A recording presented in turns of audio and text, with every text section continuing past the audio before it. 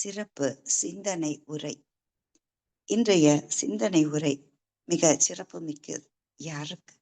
நம் அனைவருக்குமே. இதனை வழங்க நம்மோடு ஐயா அவர்கள், ஞானப்பிரகாசம் ஐயா அவர்கள் இணைந்துள்ளார்கள். மருந்து யாருக்கு?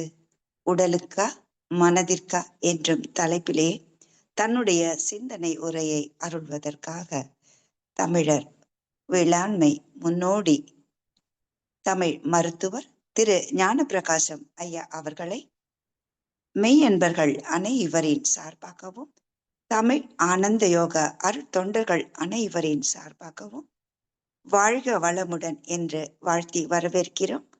வாழ்க வளமுடன் ஐயா. நண்பர்களை ரொம்ப நீண்ட இடைவெளிக்கு பிறகு சந்திக்கிறோம். நெட்டு கிடைக்கிற இடமா பார்த்து தேடிட்டு வந்து உட்காந்துருக்கேன். கட்டாகவும் இருக்கணும்னு வேண்டிக்கோங்க. நிறைய நாள் நம்ம விடுபட்டிருக்கோம் தொடர்புல. யார் யாரெல்லாம் எப்படிலாம் இருக்கீங்க அப்படின்னு தெரியல. எப்படி இருந்தாலும் ஒரு பெரிய அடர்ந்த இருள ஒரு சின்ன வெளிச்சம், ஒரு சின்னோண்டு வெளிச்சம் கிடைச்சா கூட ஒரு பெரிய நம்பிக்கை அது. ஏன்னா என்னன்னு தெரியாத இருள், அதுல வந்து ஒரு சின்ன வெளிச்சம் கிடைச்சா கூட அது ஒரு பெரிய நம்பிக்கை நமக்கு. அந்த மாதிரி ஒரு நம்பிக்கையை வந்து நான் தேடினேன். ஏன்னா நிறைய நேரங்கள்ல வெறும் சராசரி வாழ்க்கை நகர்த்தல்லையே நம்ம வாழ்நாளை முடிச்சிடறோம். சாப்பிட்றது, தூங்குறது, அல்லது வேலை செய்யறது, அல்லது தேவைகளை தேடுறது, பொருள்களை தேடுறது, இப்படியே தேடிக்கிட்டே இருக்கோம். அப்படியே திடீர்னு முடிஞ்சு போகுது. அதையும் நம்ம சாதாரணமா எடுத்துக்கிறோம். இறப்பு எல்லாத்தையும் சாதாரணமா எடுத்துக்கிறோம். திடீர்னு நோய் வருது. அது வரைக்கும் நோய் வரும்னு நம்ம எதிர்பார்க்கறதே இல்லை. நோய் வராம இருக்கிறதுக்கு என்ன பண்றதுன்னு தெரியறது இல்லை. அது மாதிரியே கடன் வராம இருக்கிறதுக்கு என்ன பண்றதுன்னு தெரியறது இல்லை. எது வந்தாலும் ஏத்துக்கிறோம். அதுல இடையில சந்தோஷத்தையும் கொஞ்சம் கொஞ்சம் தேடுறோம். ஒரு விதமான இப்படியே ஒரு நெடுங்காலமா அப்படியே மரபு மாறின்னா ஒரு பாதுகாப்புங்கிற ஒண்ணுல இருந்து விலகி, அல்லது ஒரு அற்ப சுகம், ஒரு அப்போது கொஞ்சம் கொஞ்சம் இடையில சுகம் அனுபவிச்சுக்கிறது. இப்போ நல்ல வேலைக்கு இடையில ஒரு டீ குடிச்சு ஒரு சுகங்கிறோம்ல, அந்த மாதிரி ஒரு சின்ன சின்ன சுகங்கள் தேடி கொஞ்சம் சமாதானம் ஆகி அப்புறம் திருப்பி மறுபடியும் சிக்கல்ல மாட்டிக்கிட்டு இப்படியே வாழ்க்கையை வந்து ஒரு முடிவற்று போயிட்டு இருக்கு. எல்லாரையும் பார்க்கும்போது எல்லாரும் வாழுறாங்களா அதே மாதிரி நம்ம என்ன நினைச்சுக்கிறோம்னா, இப்படிதான் இருக்கும் போல, எல்லாரும் நம்மள மாதிரிதான் இருக்காங்க, எல்லாரும் மாதிரியும் நம்மளும் தான் இருப்போம், ஆமா இப்படிதான் வாழ்வாங்க போல, இப்படிதான் செத்து போவோம் போல, இப்படிதான் நம்ம நினைச்சுக்கிறோம். ஒரு ஒரு அழுத்தமான எதுலையுமே ஒரு அழுத்தமான ஆழமான புரிதல் அல்லது தேடல் இருக்கிறதே இல்லை. ஏதோ நம்மளால முடிஞ்சதை செய்யறோம், அல்லது ரொம்ப கஷ்டப்பட்டு ஏதாவது ஒண்ணு சாதிக்கணும்னு தொடங்குறது, வழியில முடியலன்னா அப்படியே விட்டுட்டு ஓடிடுறது, இந்த மாதிரியாவே இருக்கும். இது மாதிரிதான் எப்ப வேணாலும் குறுக்கீடுகள் வரலாம், எப்ப வேணாலும் தடுக்கல்கள் வரலாம். இருந்தாலும் வாழ்க்கைய எல்லாராட்டும் சேர்ந்து வாழணும், அப்படியே நடப்பணும், மனதி எல்லாரோட கலந்து போகணும் அப்படிங்கிற எண்ணத்திலேயே தான் வாழ்ந்துட்டு இருக்கோம். எல்லாரையுமே கவனிக்கிறேன். மிகப்பெரிய ஆசிரியர்கள் மற்ற யாரும் வந்து எந்த மாதிரி மக்களை வழி நடத்துறாங்க, அவங்களை எப்படி அவங்க வழி நடத்திக்கிறாங்க அப்படிங்கிறதெல்லாம் நான் கொஞ்சம் எப்படி சொல்றது, ஒரு குழந்தை வேடிக்கை பார்க்குற மாதிரி நானும் பார்க்குறேன். சில சமயம் சின்ன குழந்தைங்க என்ன செய்யும், அப்பா அம்மா இவங்கெல்லாம் செய்யறதெல்லாம் வேடிக்கை பார்க்கும். அது மாதிரி அப்புறம் அது செய்ய முயற்சி பண்ணும். இந்த மாதிரி நான் பல ஆசிரியர்களை பார்த்து நிறைய தோத்து போயிருக்கேன். ஏன்னா மறுபடியும் பார்த்தா அது சரியில்லை போல தோணும்.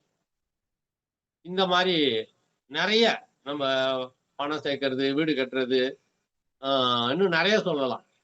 சரியா?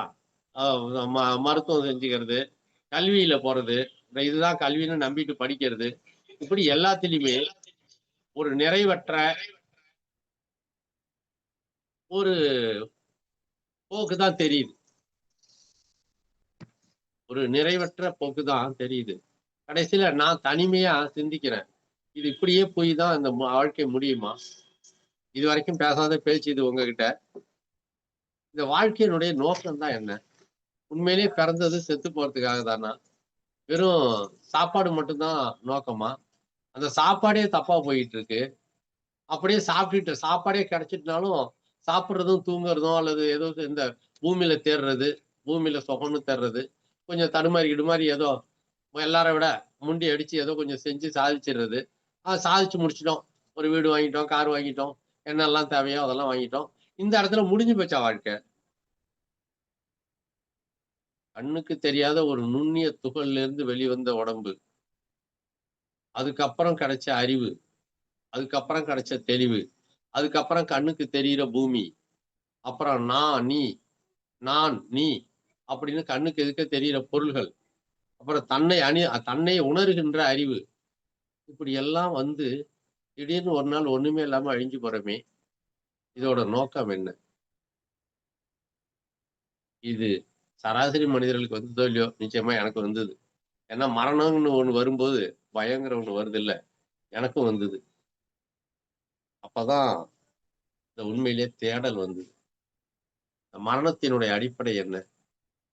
பிறப்போட நோக்கம் செத்து போறதுக்காகவே தான் பிறந்தோமா? இப்படிலாம் ஒரு ஆழமான தேடல். இப்ப நான் சொல்றது உங்கள்ட்ட இப்ப மிஞ்சி போனா ஒரு 5 நிமிஷம் பேசியிருப்பேன்.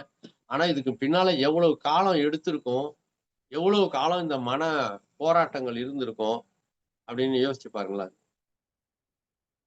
நீண்ட கால தேடல் இது. என்னுடைய நீண்ட கால தேடல் இது. அப்பதான் உடலுங்கிறது என்ன? உயிருங்கிறது என்ன? பூமிங்கிறது என்ன? பஞ்சபூதங்கள்ங்கிறது என்ன? இப்படிலாம் ஒண்ணா நானா தனிமைப்பட தேட ஆரம்பிச்சேன். இத்தனைக்கும் ஒரு குடும்பத்துல இருந்துகிட்டு, ஒரு தந்தைக்கு மகனா, ஒரு மனைவிக்கு கணவனா, ஊராருக்கு மத்தியில சாதாரண ஒரு குடும்பஸ்தனா இருந்துகிட்டு, இந்த தனிமைங்கிறது வந்து இந்த தனிமை தேடல்ங்கிறது ரொம்ப தீவிரமான தேடலா போயிட்டே இருந்தது. அப்பதான் அதுக்கான ஒரு விடை கிடைச்சது. பல இடங்கள்ல தமிழ்ல எல்லாம் சொல்லியிருக்காங்க. உடம்போட நோக்கம் அழிஞ்சு போறதில்ல. ரொம்ப நாளைக்கு உடம்ப வச்சுக்கிறது பத்திரமா.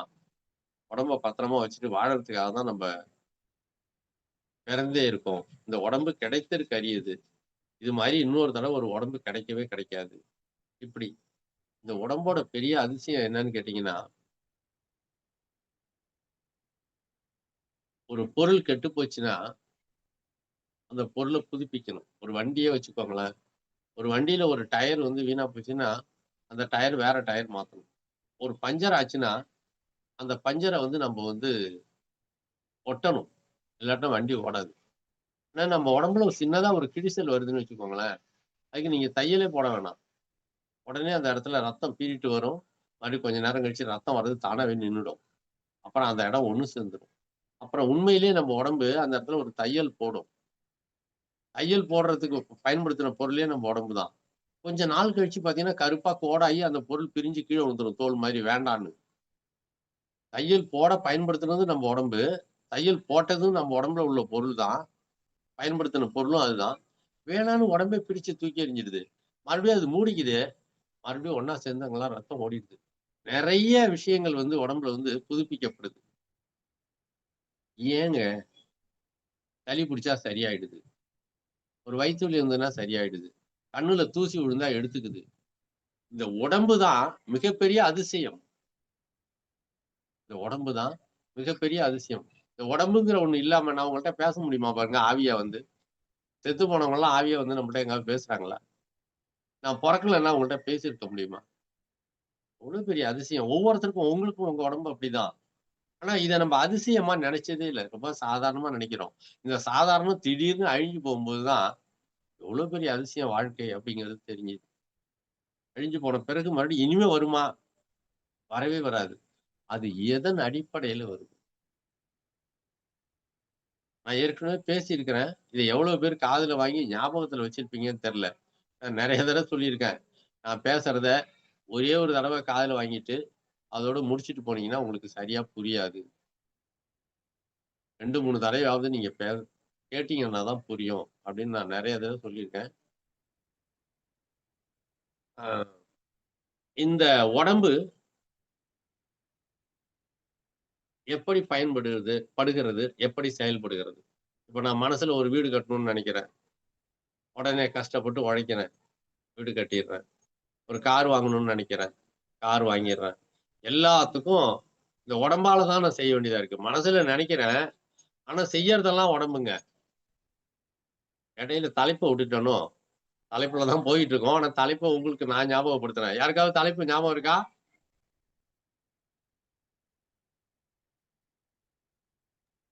ஓ, மருந்து ஐயா. எல்லாரும் லாக் பண்ணி வச்சிருக்கீங்களோ? மருந்து உடலுக்கா மனதுக்கா? மருத்துவம் உடலுக்கா மனதுக்கா? அப்படிங்கறத எனக்கு கொடுத்த தலைப்பு. தலைப்பு பார்க்காம உட்கார்ந்திருக்கீங்களோ? சரி, ஓகே. இந்த உடல்ங்கிறது எவ்வளவு பெரிய அதிசயம். இந்த உடலை காப்பாத்துனாதான் மனசுல நினைக்கிறதெல்லாம் செய்யவே முடியும். மனசுல நினைக்கிறதெல்லாம் செஞ்சுக்கிட்டே இருக்கிற மனுஷன் ஒரு குறிப்பிட்ட காலம் வந்த உடனே படுத்த படுக்கையா போயிட்டா எந்திரிக்கவே முடியாது. நான் ஏற்கனவே சொல்லியிருக்கேன். அப்பதான் ஏன்டா படுத்து கிடக்குன்னு என்ன வந்து கேட்டீங்கன்னா, ஏன்யா படுத்து கிடக்குன்னு கேட்டீங்கன்னா நான் என்ன சொல்லுவேன்? உடம்பு முடியலன்னு சொல்லுவேன். அது வரைக்கும் நானும் சொல்லிட்டு இருந்தேன். முடியாதப்பதான் உடம்பு முடியலன்னு சொல்றேன். அப்பதான் தெரியுது, உடம்பு தான் நான்கிற பேர்ல நடமாடிட்டு இருந்திருக்கு. உடம்பால எப்ப முடியலையோ அப்ப நான்ங்கிறதுக்கு முடியல.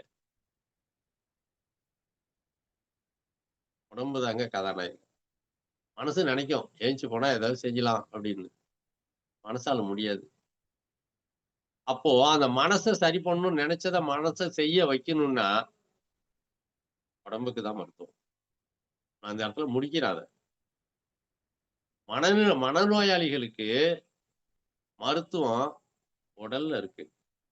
இந்த உடல் மருத்துவம் எங்க தொடங்குதுன்னு யாருக்காவது சொல்ல தெரியுமா? இங்க ஓபன் பண்ணி விடுங்கம்மா எல்லாரையும். என் கூட்டத்துல மட்டும் யாரையும் லாக் பண்ணி வைக்காதீங்க. அம்மா நான் பேசுறது கேக்குதா? ஐயா கேக்குதுங்கய்யா. ஓபன் பண்ண சொல்றேன் இருங்க. வெளிச்சம் போதுமான அளவு இருக்கா தெளிவா? இருக்குங்கய்யா. தெரியுது, கிளியரா தெரியுது. சசி எப்படி மைக் ஓபன் பண்ணும்? நீங்க சொல்லுங்கம்மா. சொல்லுங்க ஐயா. நான் என்ன கேட்டேன் இப்ப? உடம்பால் முடியலன்னா ஏதாலும் முடியாதுன்னு சொன்னீங்க. இந்த ஆமா. மனநோயாளிக்கு எப்படி? என்னுடைய தொண்டை கொஞ்சம் ப்ராப்ளம், அதனாலதான் பேச முடியல. கடைசியா ஆ கடைசியா சொன்னேன். இந்த மனநோய்க்கான மருத்துவம் முதல்ல எங்க தொடங்குது அப்படின்னு கேட்டேன். ஆமாங்கய்யா. எப்படி தொடங்குது, எங்க தொடங்குது அப்படின்னு நான் கேட்டேன். யாருக்காவது சொல்ல தெரியுமா? மனநோய்க்கான மருத்துவம் முதல் எங்கே தொடங்குகிறது? யார் தொடங்குகிறார்கள்? எப்போது தொடங்குகிறது? வாழ்நாள் பூரா இந்த மருத்துவம் உங்களுக்கு நடக்குது.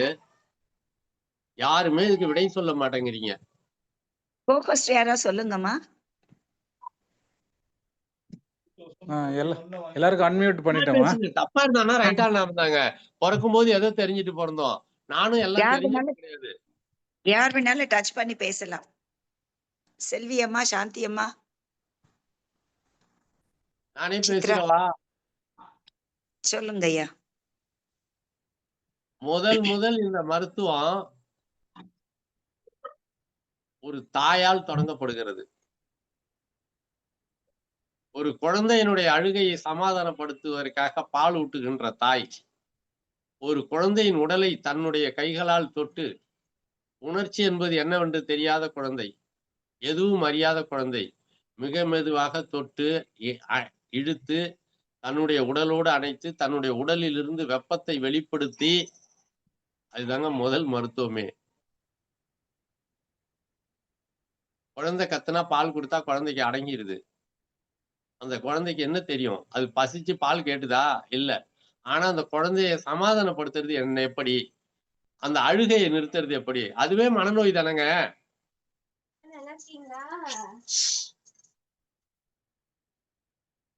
சரிதானே நான் கேக்குறது? ரொம்ப சரிங்க ஐயா. முதல் மருத்துவச்சி தாய்தான் ஒவ்வொருவருக்குமே. ஆமா. முதல் மருத்துவம் தாய்கிட்ட தொடங்குது. மனநோய்க்கான மருத்துவம் அங்கதான் தொடங்குது. அப்ப ஏன்பா உனக்கு என்னப்பா செய்யுது? என் தங்கம் இங்க வாடி தங்கம். நான் உனக்கு செய்யறேன். உனக்கு என்ன வேணும்? எங்க ஐயா இல்ல. அதாங்க மருத்துவம். அதுதான் மருத்துவம். அதுல இருந்து அந்த குழந்தை முன்னோக்கி நகருது. தான் நல்லவன், தனக்கு பாதுகாப்பு இருக்கு, தான் பாதுகாக்கப்படுகிறோம். தனக்கென்று ஒரு பாதுகாப்பு சூழல் இருக்கிறது என்று ஒன்றும் தெரியாத குழந்தைக்கு முதல் அறிவிப்பு, முதல் மருத்துவம். குழந்தைக்கு நோய் உடம்புலயா மனசுலயாங்க?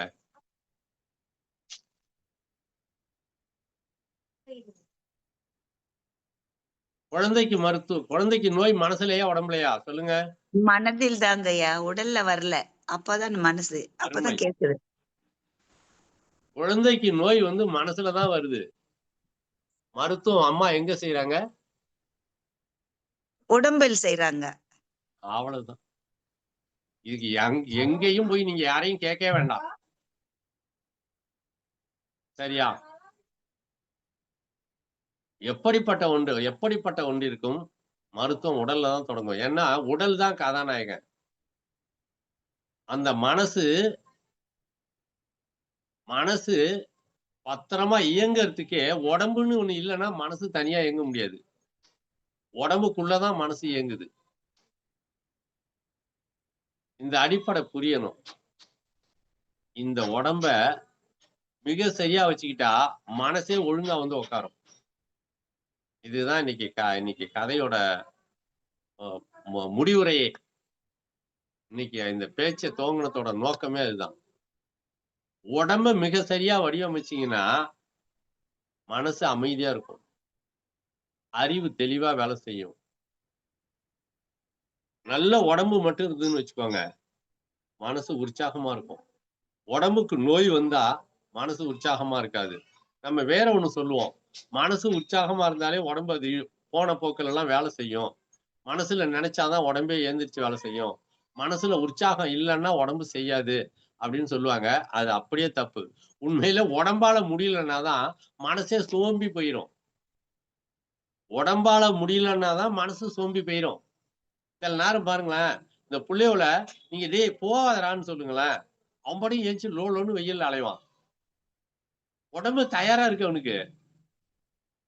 பைத்தியத்தை பாருங்க, அது பாட்டுல போவோம். உடம்பு நல்ல கண்டிஷன்ல இருக்கு. அதே பைத்தியத்துக்கு உடம்பு முடியலன்னு வச்சுக்கோங்க, படுத்த படுக்கையிலே கிடக்கும் பைத்தியம். இந்த பிள்ளையிலே வெயில் அலையாதான், ஏன்டா இப்படி அலையிற அப்படின்னு சொல்லுவீங்க. அவன் உடம்பு தயாரா இருக்கு. அந்த உடம்பு வந்து தாங்குது. அந்த வெயில் வந்து அவனுக்கு உற்சாகமா இருக்கு. அதனால அவனுக்கு அது வந்து உறுத்தளவே தெரியல. மறைமுகமா உடம்பு தாங்க கதாநாயகனா, உண்மையாவே கதாநாயகனாக. மறைமுகம்னா என்ன தெரியுமா? ரகசியம். ரகசியம்னா என்னங்க? அதுதான் உண்மை. அதுதான் உண்மையாகவே, அதுதான் ஆணிவேர். அதனாலதான் ரகசியம் சொல்றோம். ரகசியம்னா அதுதான் அடிப்படை. அதுல இருந்துதான் எல்லாம் துவங்குது. அதுக்குதான் சொல்லுவோம், அது எங்க இருந்து, அதோட ரகசியம் என்ன கண்டுபிடி. அப்படின்னா என்ன அர்த்தம்? அதோட ஆணிவேர் எங்க இருக்கு கண்டுபிடி. அதோட உண்மை எங்க இருக்கு கண்டுபிடி அப்படின்னு சொல்றது. உண்மை வந்து உடல்ல தான் இருக்கு. உடம்பார் அழியின் உயிரார் அழிவர். எத்தனை தடவை சுத்தினாலும் சரிதாங்க. உடம்புங்கிற ஒண்ணு இன்னொரு 100 வருஷம் கழிச்சு என்ன நீங்க பார்க்கணும்னா, காலத்தை கடந்து 100 வருஷத்துக்கு அப்புறம் திருப்பி இங்க கீழே வந்து 100 வருஷம் முடிஞ்சிச்சு பூமியில. திருப்பி காலத்தை கடத்தி திருப்பி 2025 என்ன மாசம்? ஆகஸ்ட் தானே? ஆகஸ்ட் மாசம் 3ஆம் தேதியை கொண்டுட்டு வரதுக்கு எவனுக்காவது திறமை இருந்ததுன்னா அவங்க கொண்டு வந்து திருப்பி ஞானப்பிரகாசம் எழுப்பி காட்டுவான். ஒரு விஷயம் புரிஞ்சுக்கோங்க, ஒரு பொருளை எடுத்து இடத்துல வச்சிடுறீங்க, அப்பனா பொருள் அங்க போயிட்டு தானே அர்த்தம். ஹலோ அம்மா, ஒரு பொருளை எடுக்கிறோம், நம்ம ஏங்க நிறைய நேரத்துல பொருளை தேடுறோம்? யாருக்காவது சொல்ல தெரியுமா? அன்பர்கள் பதில் சொல்லலாம். ஓபன் பண்ணிக்கோங்க வேண்டாம், மைக். நானே சொல்லிடுறேன். நிறைய சொல்லுங்க ஐயா. நேரம் ஸ்பெண்ட் பண்ண விரும்பல. ஏன் வந்து நம்ம பொருளை நிறைய நேரம் தேடுறோம்னா, அந்த பொருளை எடுத்த இடத்துல வைக்கிறதே இல்லை. ஊடு பூரா தேடிக்கிட்டே இருப்போம், ஒவ்வொரு நாளும் தேடிக்கிட்டே இருப்போம். ஒரு நாளாவது ஒரு எடுத்த பொருளை அந்த இடத்துல வைப்போம் அப்படின்னு பழகிறதே கிடையாது. நான் அடிக்கடி சொல்லுவேன், இந்த வாழ்க்கையை ஒழுங்குபடுத்துறதை விட சொர்க்கம் ஒண்ணும் கிடையாது. ஒழுங்குபடுத்த ஒரு வாழ்க்கையை, ஒரு பொருளை கூட ஒழுங்குபடுத்தி வச்சுக்க தெரியாதவன் வாழ்க்கையில என்னத்த சாதிப்பான்னு நினைக்கிறீங்க? வீட்டை கட்டிட்டு மறுபடியும் அதை திருப்பி செப்பனிடணும், அதை சுத்தம் பண்ணா அதை பெருமை பொங்க ஒவ்வொரு நாளும் வச்சுக்கணும் அப்படின்னு நினைக்கிறத. கட்டி முடிஞ்சாலே வேலை முடிஞ்சிச்சுன்னு நினைக்கிறோம். ஒரு பொருளை எடுத்து படுத்தி முடிச்ச உடனேயே அப்புறம் திருப்பி அதை மறு உபயோகப்படுத்தணும்னோ அதை பாதுகாக்கணும்னு சிந்திக்கிறதே கிடையாது. ஒரு பொருளை வைக்கும்போது கூட சரியா வைக்கணும்னே நினைக்கிறதே கிடையாது. நிறைய நேரங்கள்ல எல்லாரையும் வேடிக்கை பார்ப்பேன். என் வீட்லயும் பார்ப்பேன். அமைதியா நான் வந்து ரசிப்பேன். என்ன செய்யறதுக்கு விரும்புறாங்க இவங்க? ஒரு பொருள வச்சது எங்க வச்சேன்னு கேட்டாங்க, திருப்பி சொல்ல தெரியாது. ஒண்ணும் இல்ல. உங்கள நான் இப்ப என்ன கேட்டேன்னு கேட்டேன்.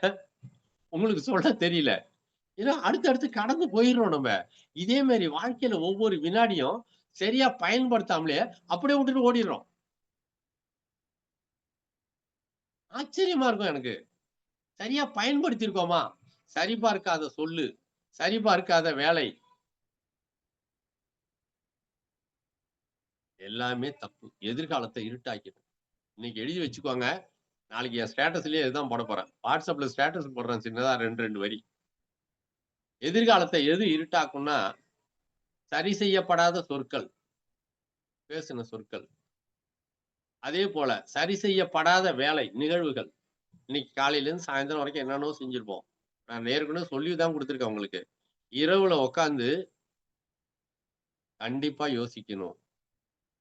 என்ன செஞ்சோம்? என்ன செய்யணும்? அப்படிங்கிறத.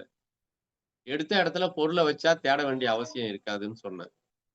உங்க உடம்ப பொழுதுக்கும் எடுத்து பயன்படுத்தியிருக்கீங்க, உபயோகிச்சிருக்கீங்க. முதல் நாள் நல்லா இருந்தது. அதனால தான் உபயோகிச்சீங்க. மறுநாள் நல்லா இல்ல. அப்ப இன்னைக்கு உபயோகப்படுத்துனதுல ஏதோ தப்பு நடந்திருக்கு. வண்டி பஞ்சர் ஆனது மாரி ஏதோ ஆயிருக்கு. அத சரி பண்ணணும். உடம்பு சரியா இல்லன்னா, அந்த குழந்தை வெயில பார்க்காம அலைய முடியாது. உடம்பு சரியா இல்லன்னா, பைத்தியம் நடமாடவே முடியாது. பைத்தியம் தான். ஆனா உடம்பு நல்லா இருக்கு. அதனால தான் பைத்தியம் லோ லோன்னு சுத்துது. உடம்பு தான் கதாநாயகன். இதுவரைக்கும் உங்களுக்கு இந்த மாரி யாரும் சொல்லிக் குடுத்தாங்களா என்னன்னு தெரியல. இந்த உடம்ப பாதுகாக்கிறதுக்கு தான் நான் சொல்லிக் குடுக்குறேன். இந்த உடம்ப எடுத்த இடத்துல எப்படிங்க வைக்கிறது? ஒரு டப்பாவ எடுத்தீங்க, திருப்பி அந்த இடத்துல வச்சீங்க, தேடாம போய் எடுத்துக்க முடியும். உடம்ப எடுத்த இடத்துல வைக்கிறதுன்னா என்னங்க இது? என்ன ஏதாவது நடக்கிற வேலையா? இது மாரி யாராவது பேசியிருக்காங்களா? உடம்ப எடுத்த இடத்துல திருப்பி வைக்க முடியுமா? எவ்வளோ பெரிய விஷயம் இது. இது என்ன இது கேட்டாலே சில பேரு அரலூசும்மா. இந்த ஆள் பேச்ச கேட்காதீங்க. ஒரு ஆள் குழப்பி விட்டுருவான். இவன் சரியான ஆள் கிடையாதுன்னு சொல்ற கூட்டமே நெறைய இருக்கு. எனக்கு நெறைய எதிரிகளே இருக்காங்க. இதுதான் உண்மை. நம்ம பேச்ச மதிக்காதவங்க அல்லது கேட்க விரும்பாதவங்க. ஏன்னா, ஒரு பெரிய குழப்பவாதி இந்த ஆளு. எல்லாரும் போறது ஒரு ட்ராக், இவன் மட்டும் தனியா ஒரு ட்ராக்ல போவான். அப்படிம்பாங்க. எடுத்த இடத்துல பொருள வைக்கிறதுங்கிறது என்ன? உடம்ப எடுத்த இடத்துல வைக்கிறதுன்னா என்ன? நான் சொல்றேன். யாருக்காவது சொல்ல தெரியுதா? கோஹோஸ்ட் யாரா ரிப்ளை பண்ணுங்கம்மா. கோஹோஸ்ட் குடுத்துருக்கேன். கமலவேணி அம்மா சொல்லுங்க. சும்மா பேசுனீங்கன்னா ஒரு மூச்சு விட்டா மாரி இருக்கும். சரி ஓகே. நானே பேசுறேன். முதல்ல நான் தயவு செஞ்சு சொல்றேன். என் பேச்ச எவ்வளோ பேர் விரும்புறீங்கன்னு தெரியல. ஆனா, ஒரு தடவைக்கு 2 தடவ நீங்க கேட்டீங்கன்னா, அதுல உள்ள உண்மை நிச்சயமா புரியும். ஒரு சைக்கிள் எடுத்து பொழுதுக்கும் ஓட்டுறோம். திருப்பி கொண்டு போய் சைக்கிள வைக்கிறோம். "ஏன்டா பொழுதேன்னைக்கும் எடுத்து போட்டு அடிக்கிறிய, இது செத்த ஓய போட மாட்டியா?" அப்படின்னு கேட்கறாங்க. கொண்டு போய் சைக்கிள ஓரமா வச்சு, அப்படியே வச்சுட்டு வந்துர்றோம். இப்ப சைக்கிள் ஓய்வுக்கு போயிட்டு. உண்மையிலே சைக்கிள் வந்து ஓட்டத்த நிறுத்திட்டு, ஒரு இடத்துல போய் அமைதியா உட்கார்ந்துட்டு. உண்மை என்ன தெரியுமா? சைக்கிள் ஓய்வு எடுக்குது அப்படின்னு நம்ம நெனைக்கிறோம். உண்மையிலே சைக்கிள் ஓய்வு எடுத்திருந்தா மறுநாள் எடுக்கும்போது ஓடணும். மறுநாள் எடுக்கும்போது ஓட மாட்டுது. ஓடிக்கிட்டு இருந்த சைக்கிள் மறுநாள் ஓட மாட்டுது. அப்ப என்ன அர்த்தம்? ஆனா அமைதியா கொண்டு போய் வச்சுட்டீங்க. ஓடும்போது ஏதோ தப்பு நடந்திருக்கு. அப்ப நீங்க அமைதியா கொண்டு வைக்கும்போது, மறுநாள் ஓட்டத்துக்கு அத தயார் பண்ணி வச்சுட்டீங்கன்னா, திருப்பி அந்த இடத்துக்கு சைக்கிள் போயிட்டு, எந்த இடத்துக்கு போயிட்டு? மறுநாள் ஓட வேண்டிய இடத்துக்கு, ஓட தயாரான இடத்துக்கு அது போயிட்டுன்னு அர்த்தம். மறுநாள் எடுத்தீங்கன்னா அழகா ஓடும்.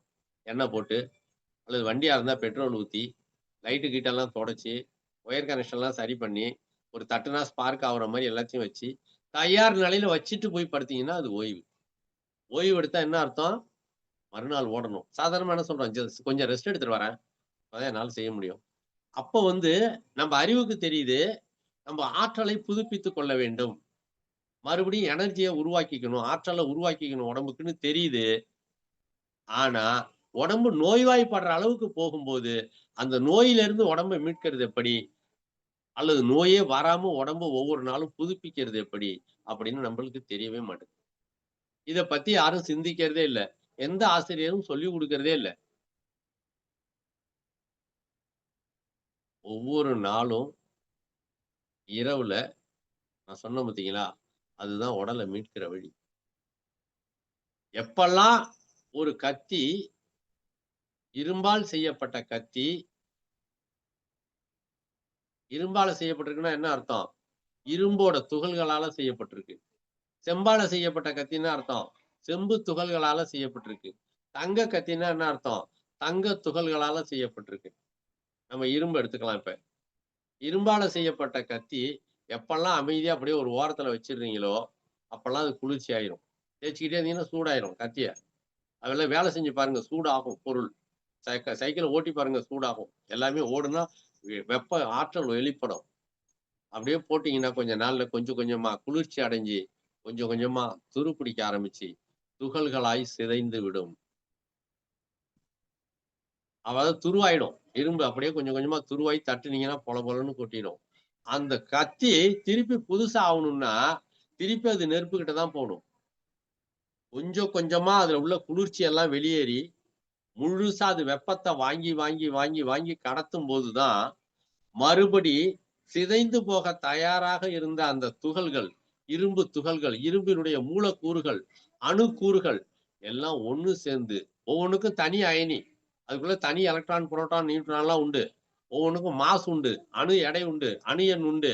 இதெல்லாம் வேதியியல்ல போய் படிச்சீங்கன்னா தெரியும். ஒரு இரும்பு அணுவுக்கும், செம்பு அணுவுக்கும், தங்கத்தோட அணுவுக்கும் வேறுபாடு உண்டு. அது அந்த பக்கம் வேண்டாம். நம்ம சாதாரணமா புரிஞ்சுக்கலாம்.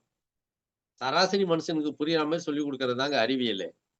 சராசரி மனுஷனுக்கு புரியாத மாரி கொண்டு போறது எதுவுமே ஒட்டுமொத்த சமூகத்த குட்டி சுவராக்கிரும்.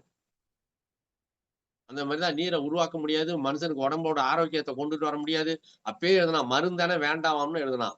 மிகினும் குறையினும் நோய் செய்யும்னு எழுதனான். பேலன்ஸ் பண்ணாலே சரியா போடும்டான்னு எழுதனான். அதிகமா போனாலும் நோய், குறைச்சலா போனாலும் நோய்ன்னா என்ன அர்த்தம்? பேலன்ஸ் பண்ணா போரும்னு எழுதலாம். இது மாரி சராசரி மனுஷனுக்கு புரிஞ்சு எழுதி, புரியறது மாரி சொல்லி, அத யாரும் மதிக்காம போனதுனால தான் இப்ப இவ்வளவு மருத்துவம் அலையிறோம். இந்த கத்தி கொஞ்சம் கொஞ்சமா வெப்பத்த வாங்கி இழக்க இழக்க மறுபடியும் இந்த மூல அணுக்கள் எல்லாம் ஒண்ணு சேர்ந்து, மறுபடியும் திருப்பி இரும்பாயிடும் அது. வெப்பத்த வாங்கி இழக்கும்போது மறுபடியும் கத்தி ஆயிரும். ஒரு சைக்கிள சுத்தப்படுத்தி எல்லாம் போட்டு வச்சா மறுநாள் ஓட்டத்துக்கு தயாராயிரும். ஆனா கெட்டுப்போற கத்தி, திருப்பி வெப்பத்த உள்வாங்கி இழக்க ஆரம்பிச்சா கத்தி ஆயிரும். அல்லது இது மௌனமா இருந்து குளிர்ச்சிய நோக்கி போச்சுன்னா, கொஞ்சம் கொஞ்சமா உடைஞ்சு, சிதைஞ்சு மூல அணுக்களா சிதறிடும். இந்த மாரி தான் எப்போ நம்ம உடம்புல இருந்து சூடு சுத்தமா அழியுதோ, அப்ப நம்ம செத்து போயிட்டோம். எப்படியாச்சும் உங்களுக்கு சொல்லிக் குடுத்துடணுங்கிற ஒரு பேராசை எனக்கு. என்னாலயே கடைபிடிக்க முடியுதோ இல்லையோ, இந்த பள்ளிக்கூடம் நல்ல பள்ளிக்கூடம். எல்லாரும் போய் படிக்கலாம் வாங்க. அப்படின்னு கூப்பிடுற ஒரு மாணவனுடைய ஆசை அல்லது வேட்கை. அவ்வளவுதான் உங்களோட. நான் இன்னும் ஆசிரியரா நான் மாறவே இல்ல. இந்த வெப்பத்த எப்படியாவது உடம்புக்குள்ள தக்க வச்சு, கொஞ்சம் கொஞ்சமா மீண்டும் மீண்டும் இந்த குளிர்ச்சி அடைஞ்ச பகுதிகள எல்லாம் புதுப்பிச்சு, கொஞ்சம் கொஞ்சமா அதுக்கு ரத்த ஓட்டத்த தூண்டி, பாதுகாப்பான முறையில வச்சுட்டு, அமைதி அடைஞ்சோம்னா, மறுநாள் காலையில எந்திரிக்கும்போது ரீஃப்ரெஷ் ஆயிடுவோம். நெறைய நெறைய நண்பர்கள நான் பேச வைக்க முடியும். நெறைய சாட்சிகள் இருக்காங்க. அடுத்தடுத்த கூட்டங்கள்ல நான் அவங்கள பேச வைக்கிறேன் உங்களுக்கு எதுக்க. இதுல அனுபவங்கள் நெறைய பட்டுருக்கிறாங்க. போன தடவ ஜமால் ஐயா பேசினாரு. இன்னும் நெறையா பிரதீப் இருக்காரு. அ ம மணிகண்டன் மணிகண்டன் இருக்காரு. இம்பாக்ட் ஜிம் இதுல இருக்காரு. ம் என்ன ஒரு வடபழனின்னு நெனைக்கிறேன். அங்க இருக்காரு. நெறைய பேர் இருக்காங்க. சரியா? இதுல இந்த பயிற்சியில இருக்காங்க. மதுரையில இருந்து அசோக் இருக்காரு. இன்னும் நெறைய பேர் இருக்காங்க. இந்த பயிற்சியின் பின்விளைவா அவங்க சந்திச்ச ஆச்சரியங்கள், அதிசயங்கள். அதனால முதல்ல உங்க உடல பலப்படுத்தாம நீங்க எதையுமே வந்து சரி பண்ண முடியாது. அந்த உடல மீட்டெடுக்கிற ரகசியம் தான் இந்த உடலுக்குள்ள பசிங்கிற வெப்பம். அந்த வெப்பத்த இரவுல உட்கார்ந்து முக்காடு போட்டுக்கிட்டு, இந்த ஒண்ணுலயே தான் நான் கொண்டு வந்து எல்லாத்தையும் முடிக்கிறேன். எங்க ஆரம்பிச்சாலும் முக்காடு போட்டுக்கிட்டு குந்துன்னு சொல்றத உடைந்தாலும் முடிச்சிடுறான்ப்பா. என்ன எங்க கொண்டு போய் எந்த தலைப்பு குடுத்தாலும், இதுல கொண்டாந்து நிப்பாட்டிடுறான். அப்படின்னு நீங்க நெனைச்சாலும், உண்மையில ரொம்ப ரொம்ப செய்வதற்கு எளிமையானது. எந்த பொருளும் தேவையில்ல இதுக்கு உங்களுக்கு. எந்த செலவும் தேவையில்ல. இரவு முழுசான ஓய்வு நேரம் அது உங்களுக்கு. அந்த நேரத்துல நீங்க அமைதியா உட்காரலாம். முதல் நாள் நடந்ததெல்லாம் நெனச்சு பார்க்கலாம். எதையெல்லாம் சரி பண்ணலாம்னு நினைச்சு பார்க்கலாம். எதையெல்லாம் நம்ம சரியா பார்க்காம நம்ம விட்டுட்டோம்னு பார்க்கலாம். சைக்கிள பார்க்காம விட்டுருப்போம். உடைய பார்க்காம விட்டுருப்போம். ஒரு வீட்ல ஒரு மூலைய சுத்தம் பண்ணாம விட்டுருப்போம். சில பகுதியில ஒழிக்காம சுத்தப்படுத்தாம விட்டுருப்போம். சரியா? சில பேரோட பழகாம விட்டுருப்போம். சில பேர்ட்ட குடுத்தத கேட்காம விட்டுருப்போம். சில பொருள வச்சத மறந்திருப்போம். நெறைய, நெறைய வரும். அந்த நேரத்துல நீங்க இப்படி இந்த கைய மூடிட்டு உட்கார்ந்தீங்கன்னா, உடம்பு உங்கள அறியாம சுத்தமாயிட்டே இருக்கும். கொல்லம் உலையில கதை பேசிட்டே இருப்பான். ஆனா இரும்பு பழுத்து அது தயாராகிட்டே இருக்கும் கத்தி. நீங்க உங்க மனசோட என்ன வேணாலும் நெனச்சிட்டு இருங்க. அறிவுல என்ன வேணாலும் நெனச்சிட்டு இருங்க. கைய மூடுனீங்கன்னா உடம்புல சூடு உண்டாகும் பாருங்க. மழை பெஞ்சா என்ன செய்றோம்? குளிர்ல பயங்கரமா குளிரும்போது, போர்வை கிடைக்கலன்னா என்ன பண்றோம்? கைய கட்டிக்கிறோம். கைய கட்டுன உடனே என்ன நடக்குது? வெப்பம் உண்டாவுது. வெப்பம் உண்டாவுது.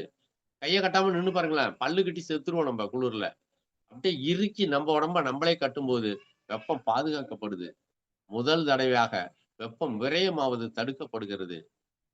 உடம்பு வெப்பத்த முழுசா உள்வாங்கி, உடம்புல எல்லா பகுதிகளிலும் சீரா ரத்தம் ஓடுது. எவ்வளவு கடுமையான குளிரா இருந்தாலும் நல்ல நிதானமா நம்மளால சிந்திக்க முடியுது. அப்படி இல்லன்னா பல்லு கட்டி குளிர்ல விறைச்சு போயிருவோம். இந்த அடிப்படையில தான் இந்த வயித்துக்கு எதிரா வெப்பத்த இழுப்புறது.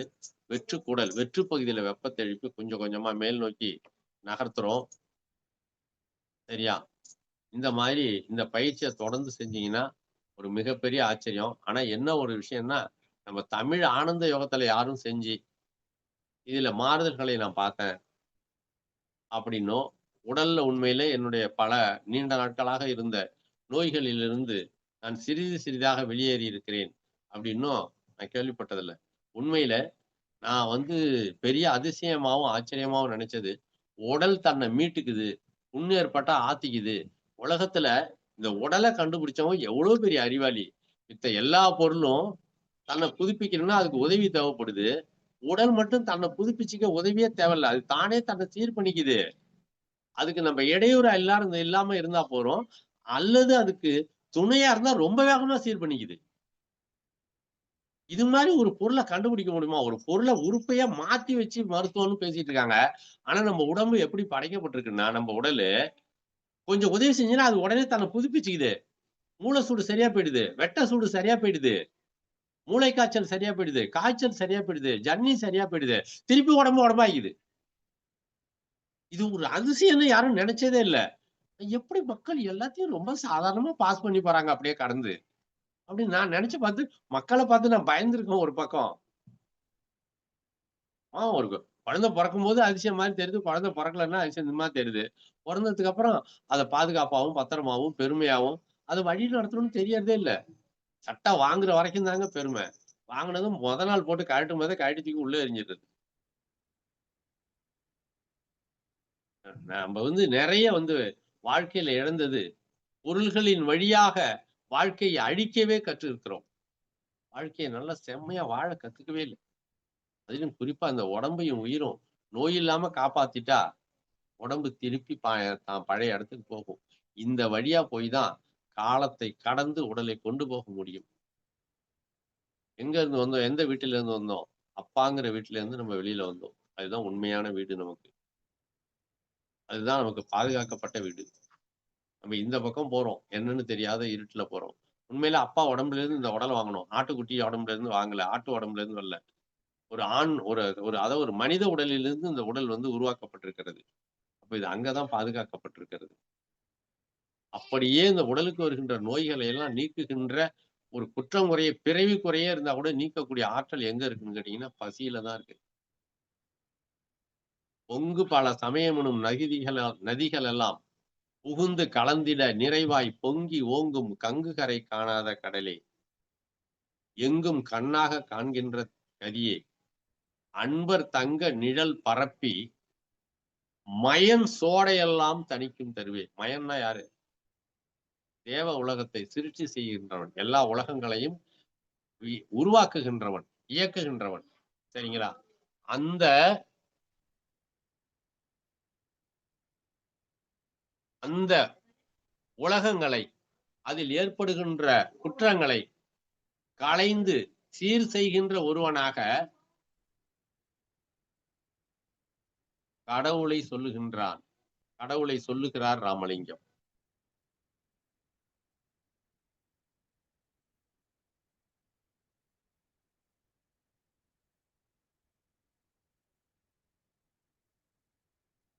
இந்த பயிற்சியின் மூலமாக சொல்றார் பாருங்க, பசித்திரு தனித்திரு விழித்திரு, சாகாத கல்வியே சன்மார்க்க லட்சியம், என்னை போல அழியாத உடலை பெற்றுக் கொண்டவர்கள் யாரும் இருக்கிறார்களா? இப்படி எல்லாம் கேட்கிறாரு.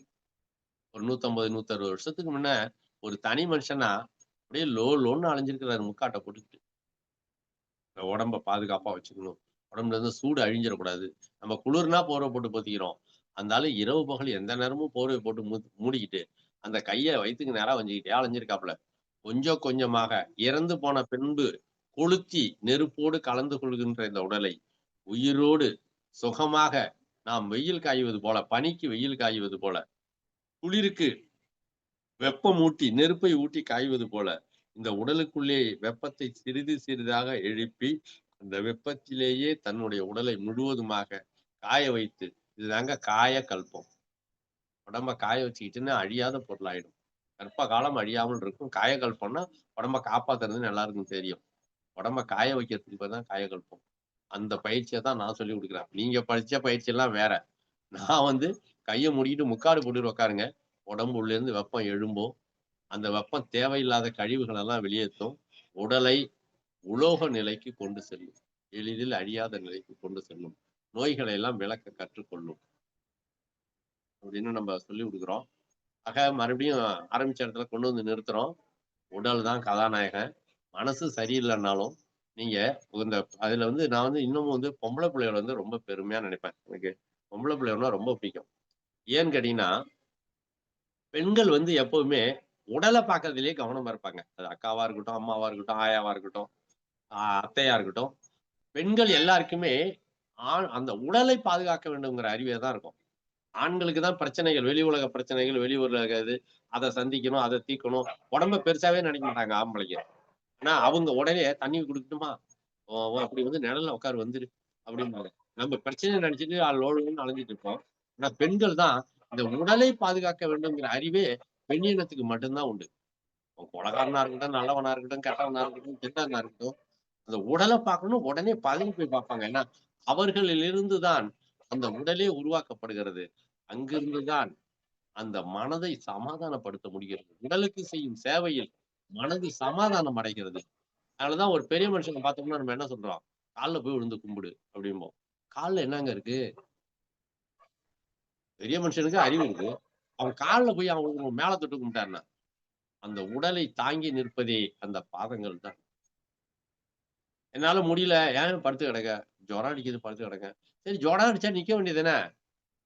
ஏன் படுத்து கிடக்கணும்? முடியல படுத்துருக்கேன். என்ன முடியல? முடியலன்னு சொல்லுவாங்க. என்ன முடியலன்னு சொல்லவே மாட்டாங்க. அவங்களுக்கு சொல்ல தெரியாது. நான் சொல்றேன் பாருங்க. கால்களால் அந்த உடலை தூக்கிக் கொண்டு நிற்க முடியவில்லை. கால்களால் அந்த உடலை தூக்கிக் கொண்டு நிற்க முடியாமல் போனதால், உடல் கீழே விழுந்து விடுகிறது. இவர் சொல்றாரு, என்னால முடியல படுத்துருக்கேன். என்னாலன்னா காலுன்னு அர்த்தம். காலால முடியலன்னு சொல்ல மாட்டாரு. என்னால முடியல படுத்து கீழ படுத்து கிடக்கேன். நிக்க முடியல நம்மளால. காலால உடம்ப தாங்கிட்டு நிக்க முடியல. அதனாலதான் ஒவ்வொரு நாள் இரவனும் வெந்நீர்ல நனைச்ச துணியால பாதங்கள தொடைங்க அப்படின்னு சொல்லியிருக்கேன். பாதங்கள் என்பது உங்களுடைய ஸ்தூல உடலை, உடல் பரு உடலை, மனித உடலை, எவ்வளவு பெரிய அறிவாளியா இருந்தாலும், அந்த அறிவாளி நிக்கிறதுக்காக உடம்பு. அந்த உடம்ப தாங்கி நிக்கிற வேலைய பாதங்கள் மௌனமாக இரவும் பகலும் செய்து கொண்டே இருக்கிறது. எப்படிப்பட்ட மனநோயாளியா இருந்தாலும் சரிதான். பாதங்கள சுத்தப்படுத்தி பாருங்க. கொஞ்சம் கொஞ்சமா விடுதலை அடையும். வெப்பம் வெளியேறும் மூளையிலிருந்து. எப்படிப்பட்ட சூழ்நிலையிலும் சமாதானம் கிடைக்கும். சரியா? குழந்தையா இருக்கட்டும், நோயாளியா இருக்கட்டும், பாதங்கள்ல இருந்து சிகிச்சை தொடங்கணும். இதுதான் மிக உயர்வான முறை. தன்னியல்பா கொஞ்சம் கொஞ்சமா அந்த பாதங்கள் தூய்மை அடையணும். சரியா? பாதங்கள் தூய்மை அடைய தூய்மை அடைய புதுப்பித்துக் கொள்ள புதுப்பித்துக் கொள்ள அதாவது ரத்தம், தசை, எலும்பு இந்த 3ம் கலந்து இருக்குது உங்க பாதங்கள்ல. இதுதான் உடம்பு பூராவும் இருக்குது. அதுல வெந்நீர்ல நனைச்ச துணியால துடைக்கும்போது வெப்பம் அவ்வளவு வேகமா உடம்புல இருந்து கடந்து போகும். மனசு, அறிவு, இன்னும் மனசுல நினைக்கிற எண்ணங்கள் எல்லாமே சிறிது சிறிதாக எண்ணங்கள் மீண்டும் மறுசுழற்சி செய்யப்படும். புதுப்பிக்கப்படும். நல்ல எண்ணங்கள் சிறிது சிறிதாக வலுப்பெறும். உயிர் பெறும். தீய எண்ணங்கள் தங்களுடைய முயற்சி தோற்றுவிடும் என்பதை அறிந்து கொள்ளும். தீமை தன்னுடைய தன்மையை உணரும் போது தீமை தானாவே நன்மையா மாறிக்கும். சரியா? இன்னும் நிறைய பேசலாம். போதுங்கிற அளவு பேசியிருப்போம். இந்த தகவல்களை நீங்க திருப்பி ஒரு தடவை கேட்டு பாருங்க. மீண்டும் நம்ம சந்திக்கலாம். அம்மா ஏதாவது கேள்வி பதில் இருந்தா கேட்கலாம் தங்கம். நன்றி ஐயா, மிக்க நன்றி. வாழ்க வளமுடன். மிக சிறப்பாக, அதிசயம் ஆனால் உண்மை, நம்முடைய உடலின் முக்கியத்துவத்தை ஐயா அவர்கள் மிக தெளிவாக எடுத்துரைத்தார்கள். ஐயா அவர்களை அனைவரும் துரிய நிலையில் இருந்து வாழ்த்துவோம். இன்று மருந்து யாருக்கு, உடலுக்கா மனதிற்கா என்ற தலைப்பிலே சிறந்த சிந்தனை உரை அருளிய திரு ஞானப்பிரகாசம் ஐயா அவர்கள் வாழ்க வளமுடன். அவர்களின் அன்பு குடும்பம் வாழ்க வளமுடன். ஐயா அவர்களின் தன்னலம் கருதாத ஆன்மீக தொண்டு வாழ்க வளமுடன், வாழ்க வளமுடன், வாழ்க வளமுடன். ஐயா அவர்கள் உடல் நலம், நீலாயுள், நிறை செல்வம், உயர் புகழ், மெய் ஞானம் ஓங்கி வாழ்க வளமுடன், வாழ்க வளமுடன், வாழ்க வளமுடன். நன்றி ஐயா, மிக்க மிக்க நன்றி. முதல் மருத்துவச்சி தாய்தான். அந்த அரவணைப்பிலே நம்முடைய மனது நோய்க்கான அனைத்து துன்பங்களும் நீங்குகிறது என்பதை மிக அற்புதமாக எடுத்துரைத்தீர்கள். உண்மையிலே ஒரு தாயின் மடியில் உறங்குவது போல ஒரு அந்த இணைப்பு ஏற்படுத்தி விட்டீர்கள். நன்றி ஐயா. அதே மாதிரி பெண்கள் தங்கள் உடலை பாதுகாப்பதிலே மிக முக்கியத்துவம் கொடுக்குறாங்க. நீங்க சிறப்பு தான். உடம்புலதான் மனம் இயங்குகுதுன்னு சொன்னீங்க. உடல் மிகச் சரியாக வடிவமைக்கப்பட்டிருக்கிறது. இறைநிலையால் வழங்கப்பட்ட அற்புத கொடை இந்த பருவுடல். அதனை பாதுகாப்போம், உண்மையாக பாதுகாப்போம், உண்மையாக நேசிப்போம், உண்மையாக பராமரிப்போம், உண்மையாக காதலிப்போம்.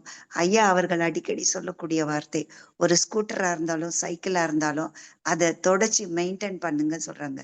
ஸ்கூட்டரு சைக்கிளுக்கு ஒரு 5000 10,000 இல்ல 30,000 பெற்ற பொருளையே அவ்வாறு பாதுகாக்க வேண்டும் என்பது. பல கோடிகளுக்கு சொந்தமான நாம் கோடீஸ்வரர்கள் நம்முடைய உடலை எவ்வாறு பாதுகாக்க வேண்டும் என்பதை நமக்கு அடிக்கடி நம்முடைய நன்மணி ஐயாவாகட்டும், ஞானப்பிரகாஷ் ஐயாவாகட்டும், மகேஷ்குமார் ஐயா, அத்துணை பேருமே நீங்கள் உடலை பாதுகாக்க வேண்டும், பாதுகாக்க வேண்டும் என்று கூவலிட்டு கொண்டிருக்கிறார்கள். மகரிஷி எப்படி நமக்கு அத்துணை பயிற்சிகளையும் கால் பயிற்சியை சிறப்பா கொடுத்திருக்காங்க ஐயா. அதை நாம் தொடர்ந்து செய்வோம். அதே மாதிரி ஐயா அவங்க ஞானப்பிரகாஷ் ஐயா அந்த காலையில குளிக்கிறது அதுக்கு ஒரு முறையும் கொடுத்திருக்காங்க. இரவில் நீங்க பாதங்களை தூய்மை செய்யணும்னு சொல்றாங்க. அடுத்து இந்த முக்காடு போட்டு, இது ரெண்டுமே நாங்க பண்றோங்க ஐயா, தொடர்ந்து செய்யறோம். அதுல உடல் ஆரோக்கியமா இருக்கு. இது 2-3 பேர் எனக்கு ஃபீட்பேக் கொடுத்திருக்காங்க.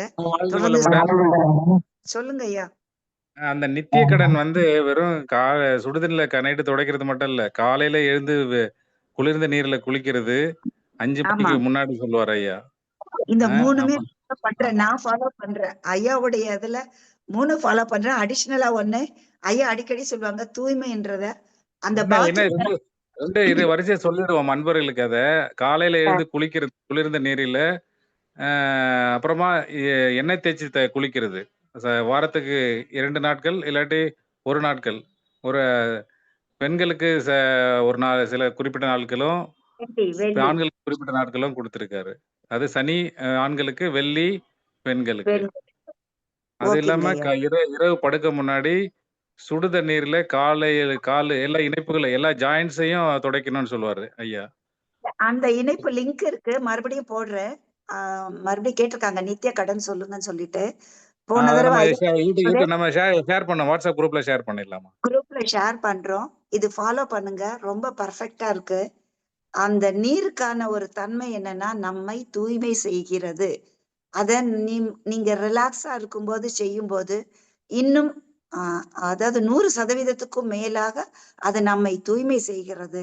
அப்பதான் நம்ம ரிலாக்ஸா இருக்கும்போது ஐயா சொன்னாங்க, மற்றதெல்லாம் தவத்துல நீங்க ஒடுங்கி ஒடுங்கி நில்லுங்கன்னு சொல்றோம். ஆனா இங்க ஐயா அவங்க வந்து எண்ணங்கள் எது வேணாலும் வரட்டும்.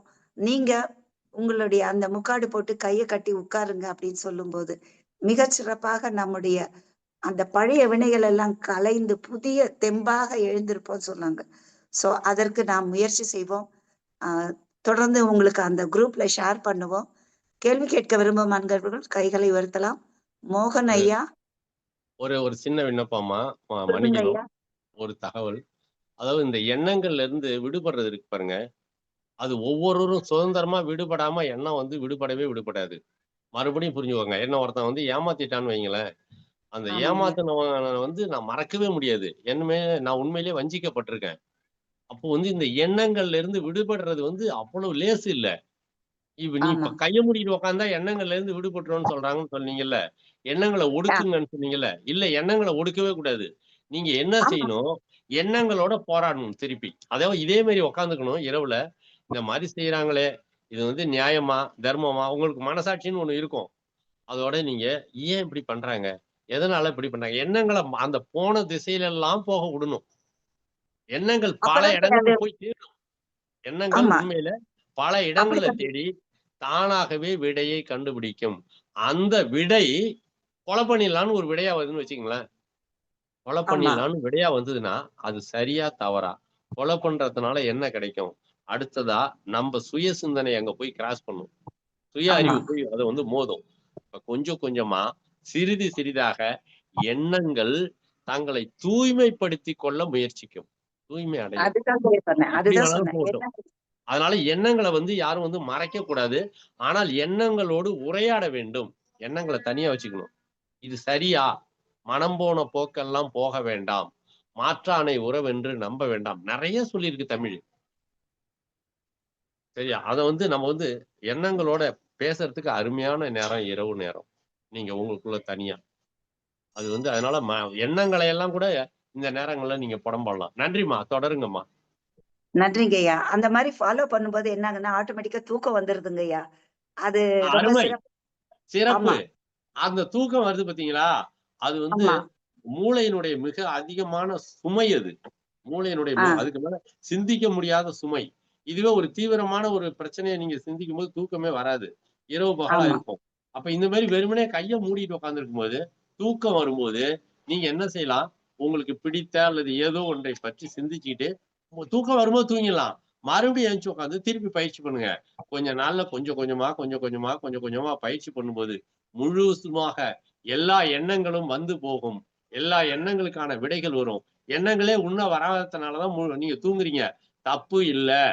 ஆனா உடம்பு மீண்டு ஆரம்பிச்சுட்டு, உடம்பு மீண்டு அந்த சோர்வு நிலைக்கு போயி, சோர்வு கடந்து ஒரு புத்துணர்ச்சி வந்த பிறகு ஓய்வுக்கு போயிட்டு, இப்ப நீங்க சைக்கிள் எல்லாம் தொடச்சு முடிச்சுட்டீங்கன்னா, மறுபடியும் என்ன பண்ணுவீங்க? மறுபடியும் திருப்பி தொடப்பீங்களா? அதுவும் தொடச்சு முடிச்சாச்சு, பாலத்த பார்த்தாச்சு, பஞ்சர் இல்ல, எல்லாமே கரெக்ட்டா இயங்குது, வச்சுட்டீங்க. இப்ப திருப்பி அது ஒரு ரெஸ்ட் எடுக்கும்.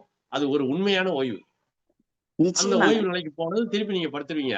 மறுநாள் எழுந்திருச்சு, நம்ம இன்னும் கொஞ்ச நேரம் உட்கார்ந்திருக்கலாம் அப்படின்னீங்கன்னா, நாள்பட்ட நோய்கள், நாள்பட்ட உடலினுடைய தேங்கிய கழிவுகள் எல்லாம் வெளியேறும். அது பிராக்டிகல் உங்களுக்கு கத்துக் குடுத்துரும். கார யாரு நல்லா ஓட்ட கத்துக் குடுப்பா தெரியுமா? யாரு அழகா எழுத கத்துக் குடுப்பாங்க தெரியுமா? கார யார் நல்லா ஓட்ட கத்துக் குடுப்பான்னா, கார் தான் கத்துக் குடுக்கும். பல சிக்கல்கள் எல்லாம் கொண்டு போய் உங்கள நிறுத்தும். பல சந்து பொந்தெல்லாம் நிறுத்தும். பல இடங்கள்ல திடீர் திருப்பங்கள்லாம் வரும். எல்லாத்துலயும் சமத்தா ஓட்ட கத்துக் குடுக்கறது கார் தான் கத்துக் குடுக்கும். அது மாரியே இந்த பயிற்சிக்குள்ள போயிட்டே பாருங்க நீங்க. எந்த ஆசிரியரும் இல்ல. பயிற்சியே ஆசிரியர் தான். அது கத்துக் நிச்சயமாக. குடுக்கும் பாருங்க. அப்படி கத்துக் குடுக்கும் உடம்ப. எந்த நேரமும் பிரிஸ்கா, எந்த நேரமும் அப்படியே சூப்பரா அலையறதுக்கு, எந்த நேரமும் எப்ப வேணாலும் தயார் நிலையில இருக்கிறதுக்கு. சரியா? அடுத்தவங்களுக்கு உதவுறதுக்கு உங்க உடம்பு தயாரா இருந்தா தான். யார பத்தியும் கவலைப்படாதன்னு சொல்றதுக்கு மனசும், அறிவும் தெளிவா இல்லாம கவலைப்படாம இருக்கவும் முடியாது. மனசுல இருக்கிற பிரச்சனைகள் தானா விலகி வெளியில போவும். நீ பிரபஞ்சத்திட்ட போடு, அங்க போடு, இங்க போடு. மன்னிக்கணும் என்ன அது மாரி நான் பேசுறேனேன்னு தப்பா நினைக்காதீங்க. பிரபஞ்சம் என்பதே உங்கள் உடம்புக்குள்ள இருக்க பஞ்சபூதங்கள். இந்த பஞ்சபூதங்கள் தூய்மை அடைய பேரண்டம் உங்களுக்கு தானா வெளியில வரும். விரியும். மனசு விசாலமாகும். அறிவு தெளிவாகும். சிந்தனை தூய்மை அடையும். அற்புதமான வாழ்வியல் வரும். சரியா? ஒரு உடம்ப வழி நடத்துனீங்கன்னா போதும். அந்த உடம்பையும் நீங்க அமைதியா உட்கார்ந்தீங்கன்னா, உடம்பு தானே சரி பண்ணிக்குது. அந்த மாதிரி இந்த உடலை வடிவமைச்சது தாங்க சொர்க்கம்.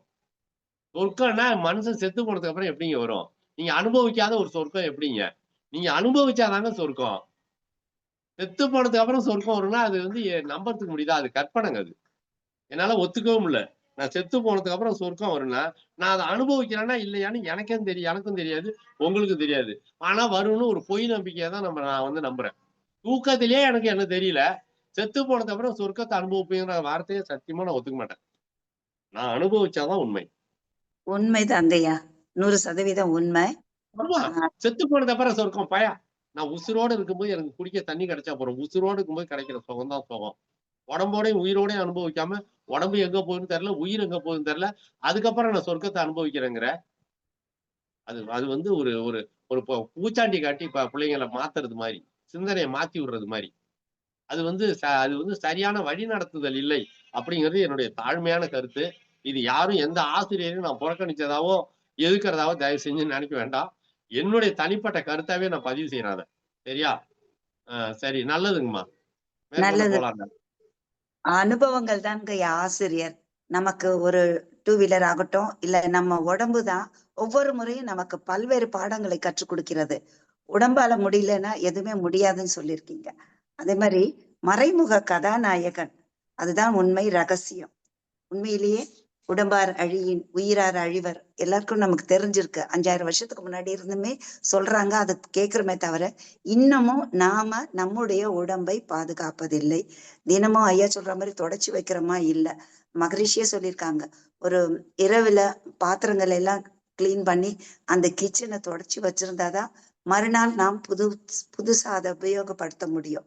அதே மாதிரி அந்த இரவில் நீங்கள் இந்த ஐயா சொல்ற இந்த காலை துடைக்கிறது, முக்காடு போட்டு படுக்கிறதுன்னு நாம அது உடம்பை மறுநாளைக்கு தயார் செய்து வைத்துக் கொண்டால் நிச்சயமாக நம்ம உடம்ப நம்ம பார்த்து நன்றி சொல்லும்.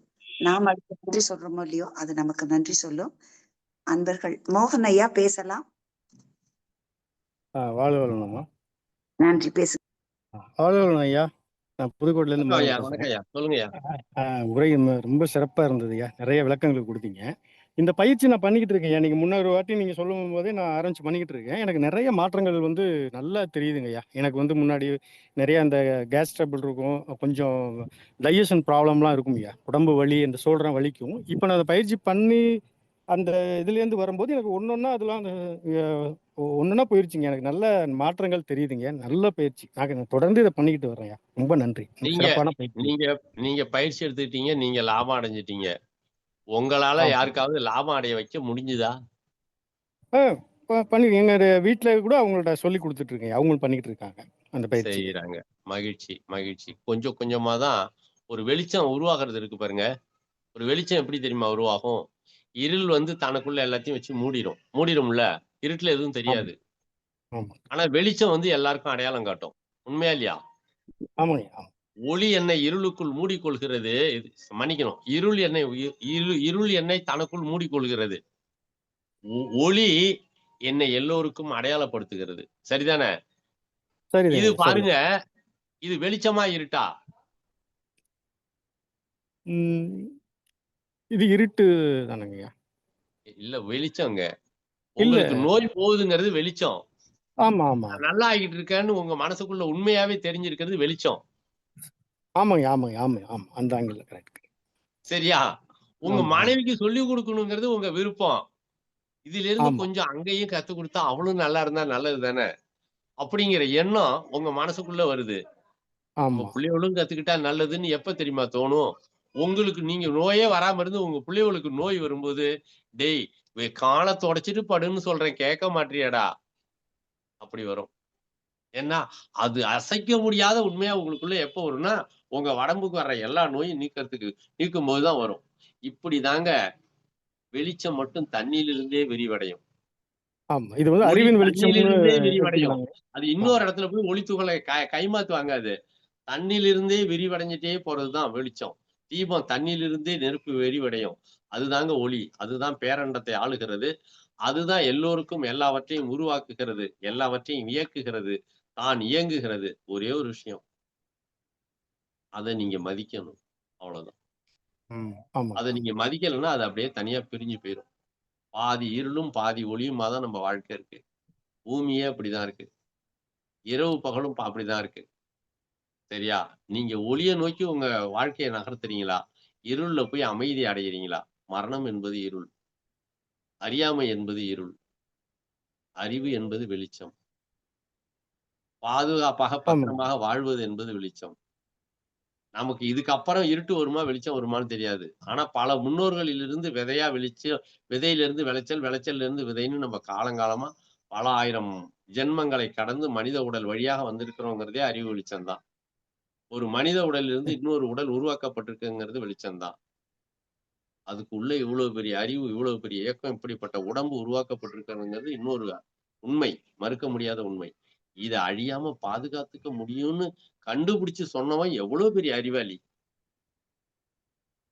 அட்லீஸ்ட் நம்ம ஆமாங்க. நோய நீக்கறதுக்காவது பயன்படுத்தலாம். இத கொஞ்சம் வெளிப்படுத்தலாம். கொஞ்சம் கொஞ்சமா ஒரு பாதுகாக்கப்பட்ட உறவு வட்டத்த அமைக்கலாம். நண்பர்கள அமைக்கலாம். ரொம்ப நன்றிங்க. எனக்கு ரொம்ப பெருமையா இருக்கு. ஐயா எங்க இருக்கீங்க? புதுக்கோட்டையா, புதுக்கோட்டை. மகிழ்ச்சி, மகிழ்ச்சி. ரொம்ப பெருமையா இருக்கு. அதாவது இது இவ்வளவு காலம் நான் ஆ, பேசுனதுக்கு எனக்கு கிடைச்ச ஒரு மிகப்பெரிய புதையல் நீங்க தான். ஏன்னா ஆரம்ப காலத்திலேருந்து உணவோட நோக்கமே உடம்ப காப்பாத்துறது, உடம்புக்கு வர நோயெல்லாம் நீக்கிறது, மழை நீர்லயே விளைய வைக்கிறது. இது எல்லாமே உடல காப்பாத்தணுங்கிற அடிப்படையிலேருந்து துவங்கி தான் நான் எல்லாமே பேசிட்டு வந்துட்டு இருக்கேன். அந்த உடல் பாதுகாப்பா இருக்கணும்னாலே பொருள சேதப்படுத்தாதீங்க, வண்டிய வீணாக்காதீங்க, பாத்ரூம தொடச்சு வைங்க, பளிச்சுன்னு இருக்கும். துணிய மடிச்சு வைங்க, வீட்டுக்குள்ள போனா வேலை கொஞ்சமா இருக்கும். கண்ட இடத்துலயும் கண்டதும் கிடந்தா கரப்பான் வரும். ஆக உடம்ப காப்பாத்தணும்னா வீட்டையே அழகா வச்சுக்கணும் முதல்ல.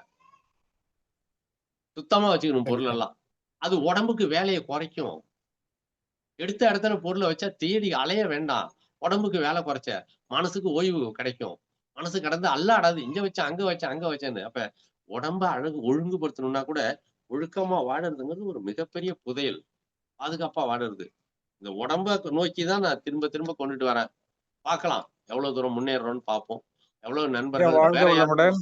ஆ ஐயா வணக்கம் ஐயா சசிகுமார். சொல்லுங்க அண்ணே.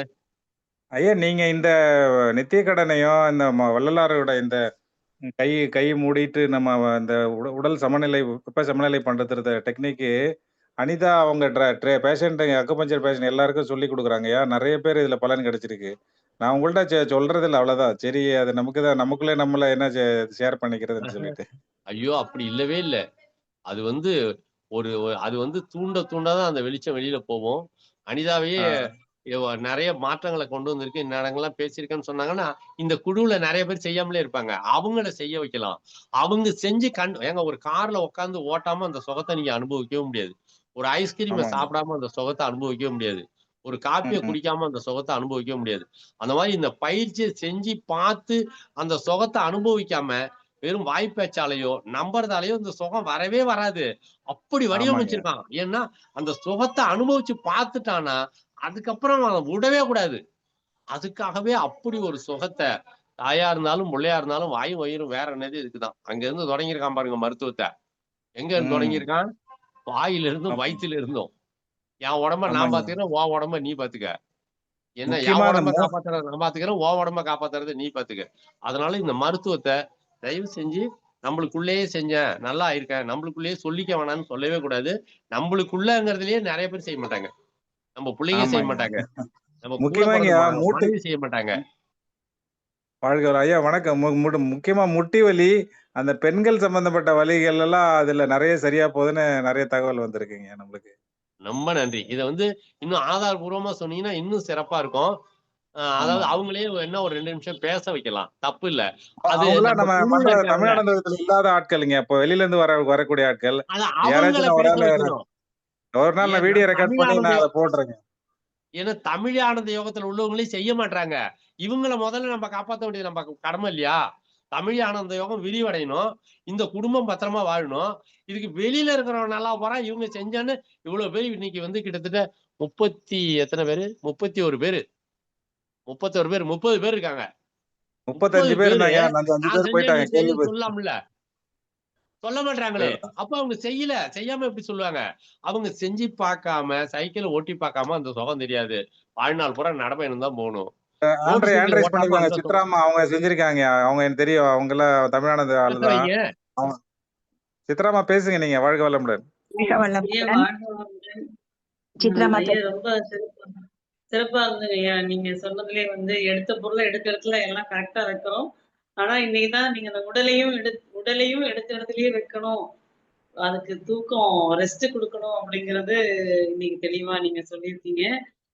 நீங்க சொன்ன அந்த வள்ளலார் அந்த பயிற்சி வந்து நான் வந்து அதிகாலையில தாங்க ஐயா பண்றேன். இரவு வந்து ஒரு 10 நிமிஷத்துலயே தூக்கம் வந்துருது. தூங்க சொல்லுது மனசு. படுத்துக்க சொல்லுது. இல்ல டயர்டா இருந்தால. அதிகாலை பண்ணிட்டு அதுக்கப்புறம் குளிச்சுட்டு நம்ம தவம் இதெல்லாம் பண்றோம். அது கரெக்ட்டுங்களாய்யா? சரிதாம்மா. எப்ப வேணாலும் பண்ணலாம் நீங்க. எப்ப வேணாலும் நீங்க பண்ணலாம். வெளியில இருட்டு இருக்கும்போது பண்ண சொன்னீங்க. நம்ம சுத்தியும் மிட் இருட்டு நைட்ல இருக்கும்போது எழுந்திரிக்கிறீங்க. பண்ணும்போது மிட் நைட்ல சப்போஸ் அ பாத்ரூம் போறதுக்கு எழுந்திரிக்கிறீங்கன்னா அப்ப பண்ணலாம். சாப்பிட்ட பிறகு கொஞ்சம் ஆ நேரம் இருந்ததுன்னா, கொஞ்சம் நேரம் உட்கார்ந்து இருந்துட்டு மறுபடியும் படுக்கலாம். சரியா? இரவு உணவு சரி, நான் சரி. நேரத்தோடன்னு சொல்லியிருக்கேன். இருட்டுக்கு முந்தைய இரவு உணவுன்னு சொல்லியிருக்கேன். அப்போ குடல் வந்து ஆ. செரிமானம் ஆகி நல்லா இருக்கும். அப்ப வெப்பம் வந்து குடல்ல ம். இருந்து மேல் நோக்கி எழும்பும். அப்போ வந்து வெப்பம் மேல் சரி. நோக்கி எழும்பும்போது ரொம்ப சிறப்பா இருக்கும். நாம இந்த வெப்பத்த தான் முக்கியமா இதுல குறிப்பிட்டுக்கிட்டே இருக்கேன் பாருங்க. உடம்ப சரி பண்றதுக்கு வந்து வெப்பத்த தான் நான் துணை சேர்க்கிறேன். அதுதான் கெட்டுப்போன நீரு, கெட்டுப்போன காத்து எல்லாத்தையும் சரி பண்ணும். வெப்பத்த மேல் நோக்கி எழுப்புறதுக்கான பயிற்சி தான் இது. இதுதான் வந்து சரி, ஒளிய சரி. வந்து இது பிரகாசிக்க வைக்குது. வெப்பம் எப்பல்லாம் குறையுதோ, அப்போ ஒரு தீபத்தோட பிரகாசம் குறைஞ்சிட்டே போகும். சுத்தமா வெப்பம் ம். இன்னும் குறைய குறைய தீபம் அப்படியே இருண்டு போய் அடங்கி உள்ள மறைஞ்சிரும். கரியில போய் சிக்கிரும். அப்ப நம்ம அத வெப்பத்த எழுப்புறது தான் இது முதல் இது. காயகல்பம் பயிற்சிங்கிறது இதுதான்.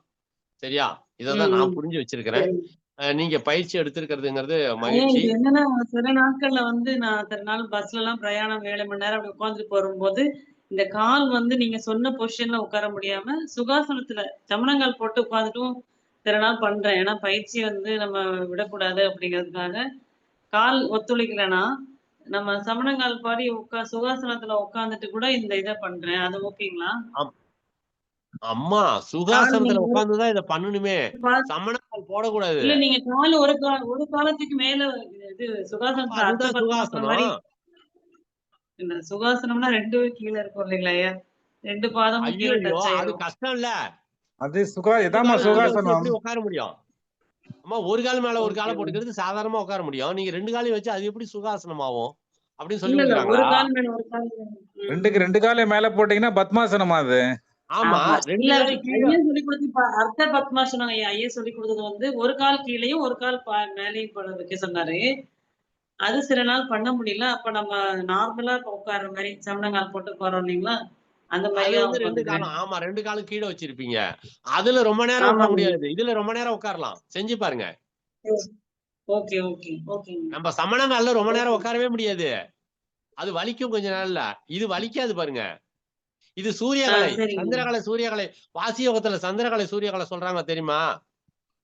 ஆ சொல்றாங்க இது இது சூரியக்கலைன்னா அதையும் சொல்லிடுறேன். வலது நல்ல வேளை. நாசியின் வழியா இப்ப மூச்சு போகும். ஞாபகப்படுத்துனீங்க. இத வந்துட்டேன். அது ம். மிச்சம் வச்சிருக்கேன். அதையும் இப்பயே முடிச்சிடுறேன். ஏன்னா, எவ்வளவு சீக்கிரம் முடியுமோ, அவ்வளவு சீக்கிரம் எல்லாத்தையும் உடைச்சு தள்ளிடணும். இந்த சூரியகலை, சந்திரகலைக்கு ஏகப்பட்ட பணம் செலவு பண்ணி படாத பாடுபடுத்தி அங்க கொண்டு நிறுத்து, இங்க கொண்டு நிறுத்து ஒண்ணும் வேணாம். நீங்க வலது கால மேல வச்சு கைய தூக்கி போட்டு பாருங்க. நாடி பூரா தானா சூரியகலைக்கு போயிரும். செஞ்சு ஓ! பாருங்க. சரி, சரிங்க. ஆ. வள்ளலார் சொல்றது மாரி செஞ்சு பாருங்க. உடம்புல வெப்பம் ஏறுச்சுன்னா அது சூரியகலைங்க. உடம்பு குளிர்ச்சி அடைஞ்சதுன்னா சந்திரகலை. கரெக்ட்டுங்க. வெப்பம் ஏறுச்சுன்னா சூரியக்கலை. அதுக்கு தான் அந்த முனிவர்கள்லாம் அந்த கையில இது வச்சிருப்பாங்களே! அந்த ஒரு அந்த அக்குள்ள கொழுக்கட்டையே வேணாம். வச்சிருப்பாங்க. நம்ம எல்லாம் கவட்ட கையெல்லாம் தூக்கிட்டு போ முடியாது. இந்த ஆ. கைய முடிக்கிறதுக்கு ஆத்தாங்கரலாம் குந்த முடியாது. நம்ம அப்பனா குடும்பாசிரமம்லாம் வாழவும் முடியாது. சன்னியாசி தான் சாவணுமா? வாழ்வாங்களா? எல்லாரும் வாழலாம். அப்ப ஐயா இப்ப நம்ம வந்து உடம்பு குளிர்ச்சி ஆகணும்னா, நம்ம இடது கால மேல போட்டு உட்காந்துக்கலாமா அப்ப? மேல வச்சு. இடது கால் மேல போடக்கூடாது. இடது கால் வந்து சூரிய சந்திரகலை. இடது பக்கம் சந்திரகலை இல்ல. ஆமா. உடம்பு குளிர்ச்சியா சந்திரகலை இருக்கா மேல கேக்குறேங்க ஐயா. தூக்கக்கூடாது. என் உடம்பு சூரியகலை தான் மேல இருக்கணும். சரிங்க ஐயா, சரிங்க. அது ஃபாலோ பண்ணிக்கிறேன். வெப்பத்த உருவாக்குறதுக்காக நீங்க சொல்றீங்க இது. ஆமா. நீ போட்டு பாருங்க. சூடு ஏறும் பாருங்க. டக்குன்னு வினாடியில ஏறிடும். இந்த இந்த சரகலை எல்லாம் இதுல வந்து தானா கீழ குந்துங்க. அம்மா அந்த ஆளு எழுதியிருக்காரு பாருங்க. யோக நிலை ம். முழுதாகி ஆங்காங்கு உள்ள நிலைதானாகி. எல்லாமே சேர்ந்து இது உள்ள வந்துருது. யோக நிலை முழுசும் வந்துருது. சரி, அந்த சரிங்க. நம்ம பாட்டெல்லாம் இத கொஞ்சம் முடிச்சுட்டு பாருங்க. எவ்வளவு அதெல்லாம் நேரத்துக்கு தமிழ்ல அப்புறம் எழுதுனதுதான். குடிக்கணும்? சொல்லுங்க. இது நம்ம இந்த பயிற்சி முடிச்சு வேர்க்குது இல்லைங்கய்யா? அப்ப வந்து ஆ இரவுல நம்ம அந்த வேர்வையோட தூங்குறதுக்கு சிரமமா இருக்கு. அப்ப நம்ம அம்மா குளிச்சுட்டு படுத்துக்கலாங்களா? குளிக்கலாம். மேலுக்கு மட்டும் குளிக்கலாம். இரவுல வந்து தலை குளிக்க கூடாது. தேவையில்லாத நீர் மேலுக்கு தான். வெளியேறுதுன்னு அர்த்தம். ஐயோ! அருமை. எப்படி சொல்லியிருக்கீங்க பாருங்க. எனக்கு ஆரம்பத்துலலாம் எப்படி வேர்க்கும்னா, அப்படியே இந்த ஜமால் ஐயான்னு ஒருத்தர் போன தடவ பேசினாரு பாருங்க. இதுல கீழ் பஸார்ல திண்டிவனத்துல உட்கார்ந்துருக்கான். ஒரு நாள் நைட்டு கரண்ட் இல்லாம போயிட்டு, மேல ஒரு போர்வ போட்டு, கீழ ஒரு போர்வ போட்டு இருக்கிறாரு. சுத்தமா நனைஞ்சுட்டாரு. போர்வை எல்லாம் நனைஞ்சுட்டு, கீழ போட்டிருந்த பெட்ஷீட் நனைஞ்சுட்டு, அப்படியே என்ட்ட கொண்டு வந்து காட்டுறாரு. கிட்டத்தட்ட ஒரு 2, 3 லிட்டர் அளவுக்கு வேர்த்து நனைஞ்சுட்டு, எப்படி இவ்வளவு வேர்வை எப்படி உண்டாச்சு? எப்படி இவ்வளவு வெப்பம் உண்டாச்சு? அவருக்கு அப்படியே புரியவே இல்ல. அப்படியே அதிர்ந்து போயிட்டாரு அப்படியே. என்னதான் நடக்குது பாப்போம்னு நினைக்கிறாரு. என்கிட்ட கொண்டாந்து, இதெல்லாம் நனைச்சு காய போட்டுட்டுமா ஐயா? இங்க பாருங்கய்யா எப்படி நனைஞ்சு போச்சு அப்படின்னு காட்டுறாரு. ஒரு சாதாரண உடம்புல இவ்வளவு வெப்பத்த தூண்டி, தேவையில்லாத அவ்வளவு கழிவு நீர வெளியேத்திருக்கு. அவ்வளவு கழிவு நீர வெளியேத்திருக்கு. அப்பதான் அந்த தசை பகுதியிலே புதுசா இயங்க ஆரம்பிச்சிருக்கு. புதுப்பிக்கப்படுது. சமீபத்துல ஒரு போட்டோ போட்டிருந்தாரு. நான் அனார்கலி அம்மாவுக்கு அனுப்புனேன். எனக்கு பெரிய இந்த இதுல கத்துக்கிட்டது, இந்தியா சுதந்திரம் அடைஞ்சு 76 வருஷத்துல என்ன கிடைச்சதோ கிடைக்கலையோ, எனக்கு உங்க மூலமா 10 வருஷத்துக்கு முன்ன போட்டுக்கிட்டு இருந்த சட்டை, போட முடியாத இருந்த சட்டை, 10 வருஷம் கழிச்சு அந்த சட்டைய போட்டுட்டு கல்யாணத்துக்கு போயிட்டு வந்தேன்னு ஒரு போட்டோ அனுப்பியிருந்தாரு. ஆமா, இந்த பயிற்சியினால. பார்த்தேன். ரொம்ப சிறப்பா போட்டிருந்தாரு. 10 வருஷத்துக்கு முன்னதான் போட்டாராம் அந்த சட்டைய. அதுக்கப்புறம் 10 வருஷமா போட முடியல அந்த சட்டைய. இப்ப நான் போட்டுட்டு போறேன். வயிறு கீறலாம். இன்னொரு முக்கியமான விஷயம் சொல்றேன். அவரு ஐயா இருக்காரா என்னன்னு தெரியல. என்ன தப்பா நினைச்சாலும் பரவால்ல. அதுக்கு முன்னெல்லாம் ஊர் பயணம் போறதுன்னா ரொம்ப பயப்படுவாரு. ஏன்னு கேட்டீங்கன்னா, 1 பாத் 2 பாத் எல்லாம் வந்தா அடக்க முடியாது. அந்த நிமிஷமே போணும். இப்போ இந்த பயிற்சிக்கு அப்புறம் அடக்கிக்க முடியுது. பெங்களூர் போயிட்டு வந்து பெரிய சாதனையா சொன்னாரு. அதுக்கு முன்னால ஊர் பயணம் போறதுன்னா வயித்த இங்கேயே கலக்க ஆரம்பிச்சிருமா. பஸ்ஸுக்காரன் நினைச்ச இடத்துல நிறுத்த மாட்டான். ட்ரெயின் டிக்கெட் கிடைக்கலன்னா பிரச்சனை. எப்படி ஊர் பயணம்னே அவாய்ட் பண்ணிட்டே வந்திருக்கிறாரு. திடீர்னு யூரின் வந்தா நிறுத்த முடியாது. இந்த பயிற்சியில அவ்வளவு பெரிய சுகம். எனக்காகவே பெங்களூர் போயிட்டு வந்தாரு ஒரு வேலையா. அப்போ வந்து சொன்னாரு, ஐயா என்னால தாங்க முடியுது ஐயா. இப்பெல்லாம் அடக்கிக்க முடியுது ஐயா. பத்திரமா போயிட்டு வர்றேன் ஐயா. இன்னும் உலகமாக சாதனை மாதிரி சொல்றாரு அத. அந்த அளவுக்கு உடலை உடல் பருமனை வகைப்படுத்துகிறது. உடலின் உடல் தாங்கும் பருமனை திறனை அதிகரிக்கிறது. பண்ணலாம். சொல்லுங்க அண்ணே. இல்ல உடல் பருமனை குறைக்கணும்னு தான் நிறைய பேர் நினைக்கிறாங்க. இந்த யங்ஸ்டர்ஸ் எல்லாம், இளைஞர்கள் எல்லாம். அவங்க இந்த ஆமா. பயிற்சியை பண்ணாங்கன்னா இன்னும் பலன் அவங்களுக்கு இருக்கும் இல்லைங்களா ஐயா? நான் அடுத்த தடவை மணிய பேச வைக்கிறேன். Impact gym owner. வண்டலூர்ல இருக்க அந்த ஜிம்மு. அதோட ஓனரு. அவரை நான் பேச சொல்றேன் பாருங்க அடுத்த தடவை. இப்ப இது கூட்டத்துல இருக்க மாட்டாருன்னு நினைக்கிறேன். அடுத்த தடவை பேச வைக்கிறேன். இல்லைங்க ஐயா. அவரோட வாய்ஸ் மெசேஜ் போட்டு குரூப்ல ஷேர் பண்ணலாங்க ஐயா. சித்ராமா நிறைய பேர் பண்ணுவாங்க. நீங்க சொன்னீங்கன்னா நிறைய பேர் காத்துக்கிட்டு இருக்காங்க பண்றதுக்கு. அவங்க பண்ணதெல்லாம் சொல்லுவாங்க. ஒருத்தர் ஆசிரியரா மாறி மதுரை பூரா சொல்லி கொடுத்துட்டு இருக்காரு அசோக்கு. பிரதீப் கேஜிஎஃப்ல இருந்து பண்ணிட்டு இருக்காரு. நிறைய பேர் பண்ணிட்டு இருக்காங்க. இதுக்குதான் எனக்கு பெரிய ரசிகர் கூட்டமே இருக்கு. நிச்சயமாக ஐயா. ஏன்னா அந்த உடலை காக்கணும்னு ரொம்ப சிறப்பா சொல்லியிருக்கீங்க. இப்ப அடுத்து நம்ம இத குரூப்ல மறுபடியும் ஷேர் பண்றோம். சித்ராமா உங்களுடைய டவுட் எல்லாம் நீங்க கிளியர் பண்ணிக்கலாம். புதுசா இருக்க அன்பர்களும் உங்களுக்கு தெளிவு பண்ணலாம். ஏன்னா கால் எப்படி போட்டு உட்காரணும், கை எப்படி வைக்கணும்ன்றத ஐயா அதுல தெளிவா சொல்லியிருக்காங்க. மெயின் அதுதாம்மா. நம்ம உட்காரும் நிலை அதை யோசிச்சு சிறப்பா செய்வோம். இந்த 3மே ஐயா சொன்னது. அதே மாதிரி அடிஷ்னலா இன்னைக்கு எடுத்த பொருளை எடுத்த இடத்துல வைக்கணும்ன்றது மிகச்சிறப்பான ஒரு இது. நிறைய பேர் அது அவசரத்துல மறந்துடுறோம். அது எவ்வளவு நமக்கு அந்த எல்லா வேலையுமே அது கெடுத்துறதுன்றத புரிஞ்சு நம்ம செய்வோம். அதே மாதிரி ஐயா சொன்ன நம்ம உடம்ப தூய்மை செய்கிறது. அந்த வெப்பத்தை தக்க வைத்து நமக்கு உடம்புக்கு அமைதி தந்தால் ரெஃப்ரெஷ் ஆகும் மறுநாளைக்கு. எப்படி ஐயா சொன்னாங்க, அந்த இரும்பு குளிர்ச்சி ஆயிட்டு துருப்பிடிச்சு போகுது இல்லையா, அது வெப்பம் மீண்டும் புதுப்பிக்கும்ன்றத நம்ம உணர்வோம். கமலவேணி அம்மா பேசலாம்.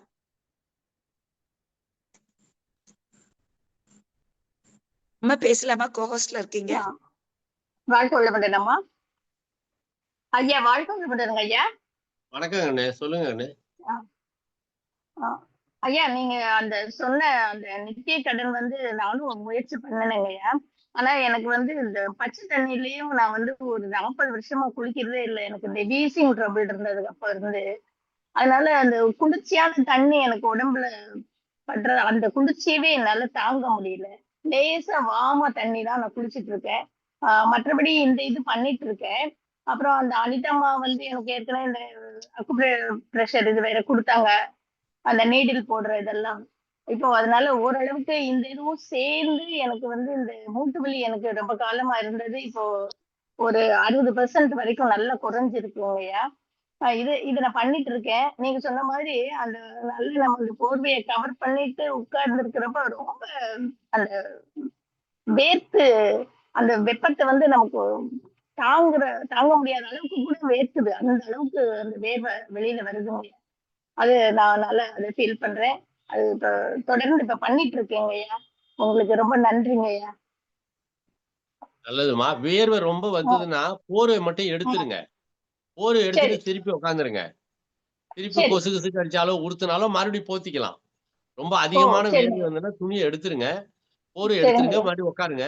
மறுபடியும் வேர்வை குறைஞ்ச பிறகு திருப்பி போட்டுக்கோங்க. அப்போ ஒரு ம், ம். உடம்போட தசை திசுக்கள் எல்லாத்துக்குள்ளேயும் இந்த வெப்பம் பூந்து வெளியேறும்போது, தசை திசுக்கள் புதுப்பிக்கப்படும். அந்த தசை திசுக்களுக்கு சரிங்க, இடையில உள்ள கழிவுகள் வெளியேத்தப்படும். அதே மாரி ரத்தம், சரிங்க. தசை, எலும்பு இந்த ஆ, 3க்குள்ளேயும் இருக்கிற கழிவுகள இந்த வெப்பம் தான் தூய்மைப்படுத்தி, மறுபடியும் ரீஃப்ரெஷ் பண்ணும், ரீசைக்கிள் பண்ணும். சரியா? அதனால சரிங்க. நம்ம சரிங்க. அ உடம்பு வந்து நித்திய தன்மை பெறும். நித்திய தன்மை. ஒவ்வொரு நாளும் இயங்குகின்ற ஏக்கத்தன்மை. இது அப்படியே ஓகே. நுணுக்கிக்கிட்டே போனீங்கன்னா, ஒவ்வொரு வினாடியிலும் இயங்குகின்ற ஏக்கத்தன்மை அப்படின்னு போவோம். அது நம்ம அப்படி நம்ம அங்கலாம் யோசிக்க வேணாம். நம்ம சாதாரணமா இந்த சரிங்க. பயிற்சி கொஞ்சம் கொஞ்சமா பண்ணிக்கிட்டு இருப்போம். கிடைக்கும்போது கிடைக்கட்டும். சரிங்கய்யா. சிறப்பு, சிறப்புங்கய்யா. நன்றிம்மா, நன்றிங்க. நன்றிம்மா. நன்றிங்க. வாழ்க வளமுடன். நிச்சயமா. மிக்க நன்றி. வாழ்க வளமுடன். நம்மளுடைய உடலை காக்க வேண்டும்னு ரொம்ப சிறப்பா சொல்லியிருக்காங்க ஐயா. நிறையவே நம்ம மறந்துட்டோம். இது ரொம்ப கேஷுவலா சொல்லக்கூடியதா இன்னைக்கு சொல்லியிருக்காங்க. நமக்கு நன்மணி ஐயாவும் இன்றைக்கு காலையில பேசின இருதயம், அதுக்கு முன்னாடி சிறுநீரகம், நமக்கு மகேஷ்குமார் ஐயா சிறுநீரகத்தின் இயல்புகள் பற்றி சொன்னாங்க. அதே மாதிரி இன்னொரு வகுப்பு நான் அட்டென்ட் பண்ணதுக்கு அந்த சிறுநீரகம் எவ்வளவு நமக்கு பயன்படுகிறது என்பது ரொம்ப அற்புதமா சொன்னாங்க. சோ ஒவ்வொரு செல்லிலுமே இந்த இயல்பு இருக்கு. தன்னை புதுப்பித்துக் கொள்ள வேண்டும் என்ற இயல்பு ஒவ்வொரு செல்லுக்குள்ளும் இருக்கு. அப்போ நம்ம உடம்புல எத்தனை கோடி செல் இருக்கு? அதுக்கு எத்தனை உயிர் தன்மை இருக்கு? அது தன்னை எவ்வாறு புதுப்பித்துக் கொள்கிறது? பாதுகாத்துக் கொள்கிறது? நாம் செய்யக்கூடிய ஒவ்வொரு செயலும் அத்தனை கோடி செல்களிலும் பதிந்து, அந்த கருமைய பதிவு மாரி செல்களில் பதிந்து, அது நம்மை புதுப்பிக்கிறது, உயிர்ப்பிக்கிறது. சொர்க்கமாக இருப்போம், வாழ்வோம், உடலை பாதுகாப்போம். ஐயா சொல்ற முறைய எல்லாருமே ஃபாலோ செய்யுங்க. இது சும்மா சொல்லிட்டு போறதுக்கு இல்ல. செய்து பலனடைந்து அடுத்த வகுப்பில் வரும்போது சொல்லுங்க. ஒவ்வொரு முறையும் ஐயா அப்படித்தான் சொல்லிட்டு இருக்காங்க. நிச்சயமாக ஒரு 4, 5 பேர் தான் ஃபாலோ பண்றோம். அடுத்து இப்ப அனிதா அவங்க ஃபேமிலில பண்றாங்கன்னு நான் பார்த்திருக்கேன். இப்போ சித்ராவும் அதே மாரி நானும் செய்றேன். கமலவணி அம்மா இப்ப சொல்லியிருக்காங்க. சோ இன்னும் அடுத்து நமக்கு மோகன் ஐயா சொல்லியிருக்காரு. இன்னும் அடுத்து எத்தனை அன்பர்கள் ரைஸ் ஆகுதுன்னா, ஒரு சொல்லிக் கொடுக்கக்கூடிய ஆசிரியருக்கு, சரி நம்ம மாணவர்கள்லாம் ரொம்ப சிறப்பா இருக்காங்க, ஆரோக்கியமா இருக்காங்கன்ற ஒரு நிறைவு வரும் பாருங்க. அதுதான் ஒரு நிறைவு. நன்றி. உடலை பாதுகாப்போம், பேணுவோம். என்ன சொல்றது? நன்றிம்மா. அழகான இந்த உடலை அழகான இந்த உடலை நேசிப்போம். தினமும் அதோடு பேசுவோம். உடல் மொழியை புரிந்து அந்த வெப்பம், பசி என்னும் வெப்பத்தை போற்றுவோம். பாரதியன் சொல்லியிருக்கா, தனி மனிதனுக்கு உணவில்லை ஜகத்தினை அழித்திடுவோன்னு. அந்த பசியானது எப்படி என்பது நமக்கு புரியும். ஏன்னா அடிப்படை தேவையில் பசி தாகத்தை நமக்கு ஐயா சொல்லியிருக்காங்க. சோ அந்த பசி தாகத்தை மறக்கவே முடியாது. தொடர்ந்து பயணிப்போம். ஐயா அவர்களுடைய தொடர்ந்த வகுப்பை நாம் அடுத்து மீனா இருக்காங்க.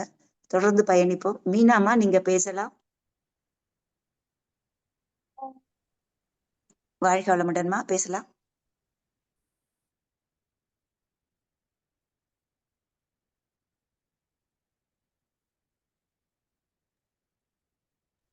மீனாம்மா கோஹோஸ்ட் கொடுத்துருக்கேன். வாழ்க வளமுடன். நாங்க உடல்நல வாழ்த்து பாடுறதுக்கு வெயிட் பண்ணிட்டு இருக்கோம். சரிம்மா சரிம்மா. ஓகே ஆ, வெயிட் பண்ண. நன்றிம்மா. நன்றிம்மா. முடிச்சுக்கலாமா? ஐயா நிறைவு செய்யறோம். வாழ்க வளமுடன் ஐயா. நிறைவுமா. நன்றிம்மா, நன்றிம்மா. எல்லாருக்கும் நன்றி.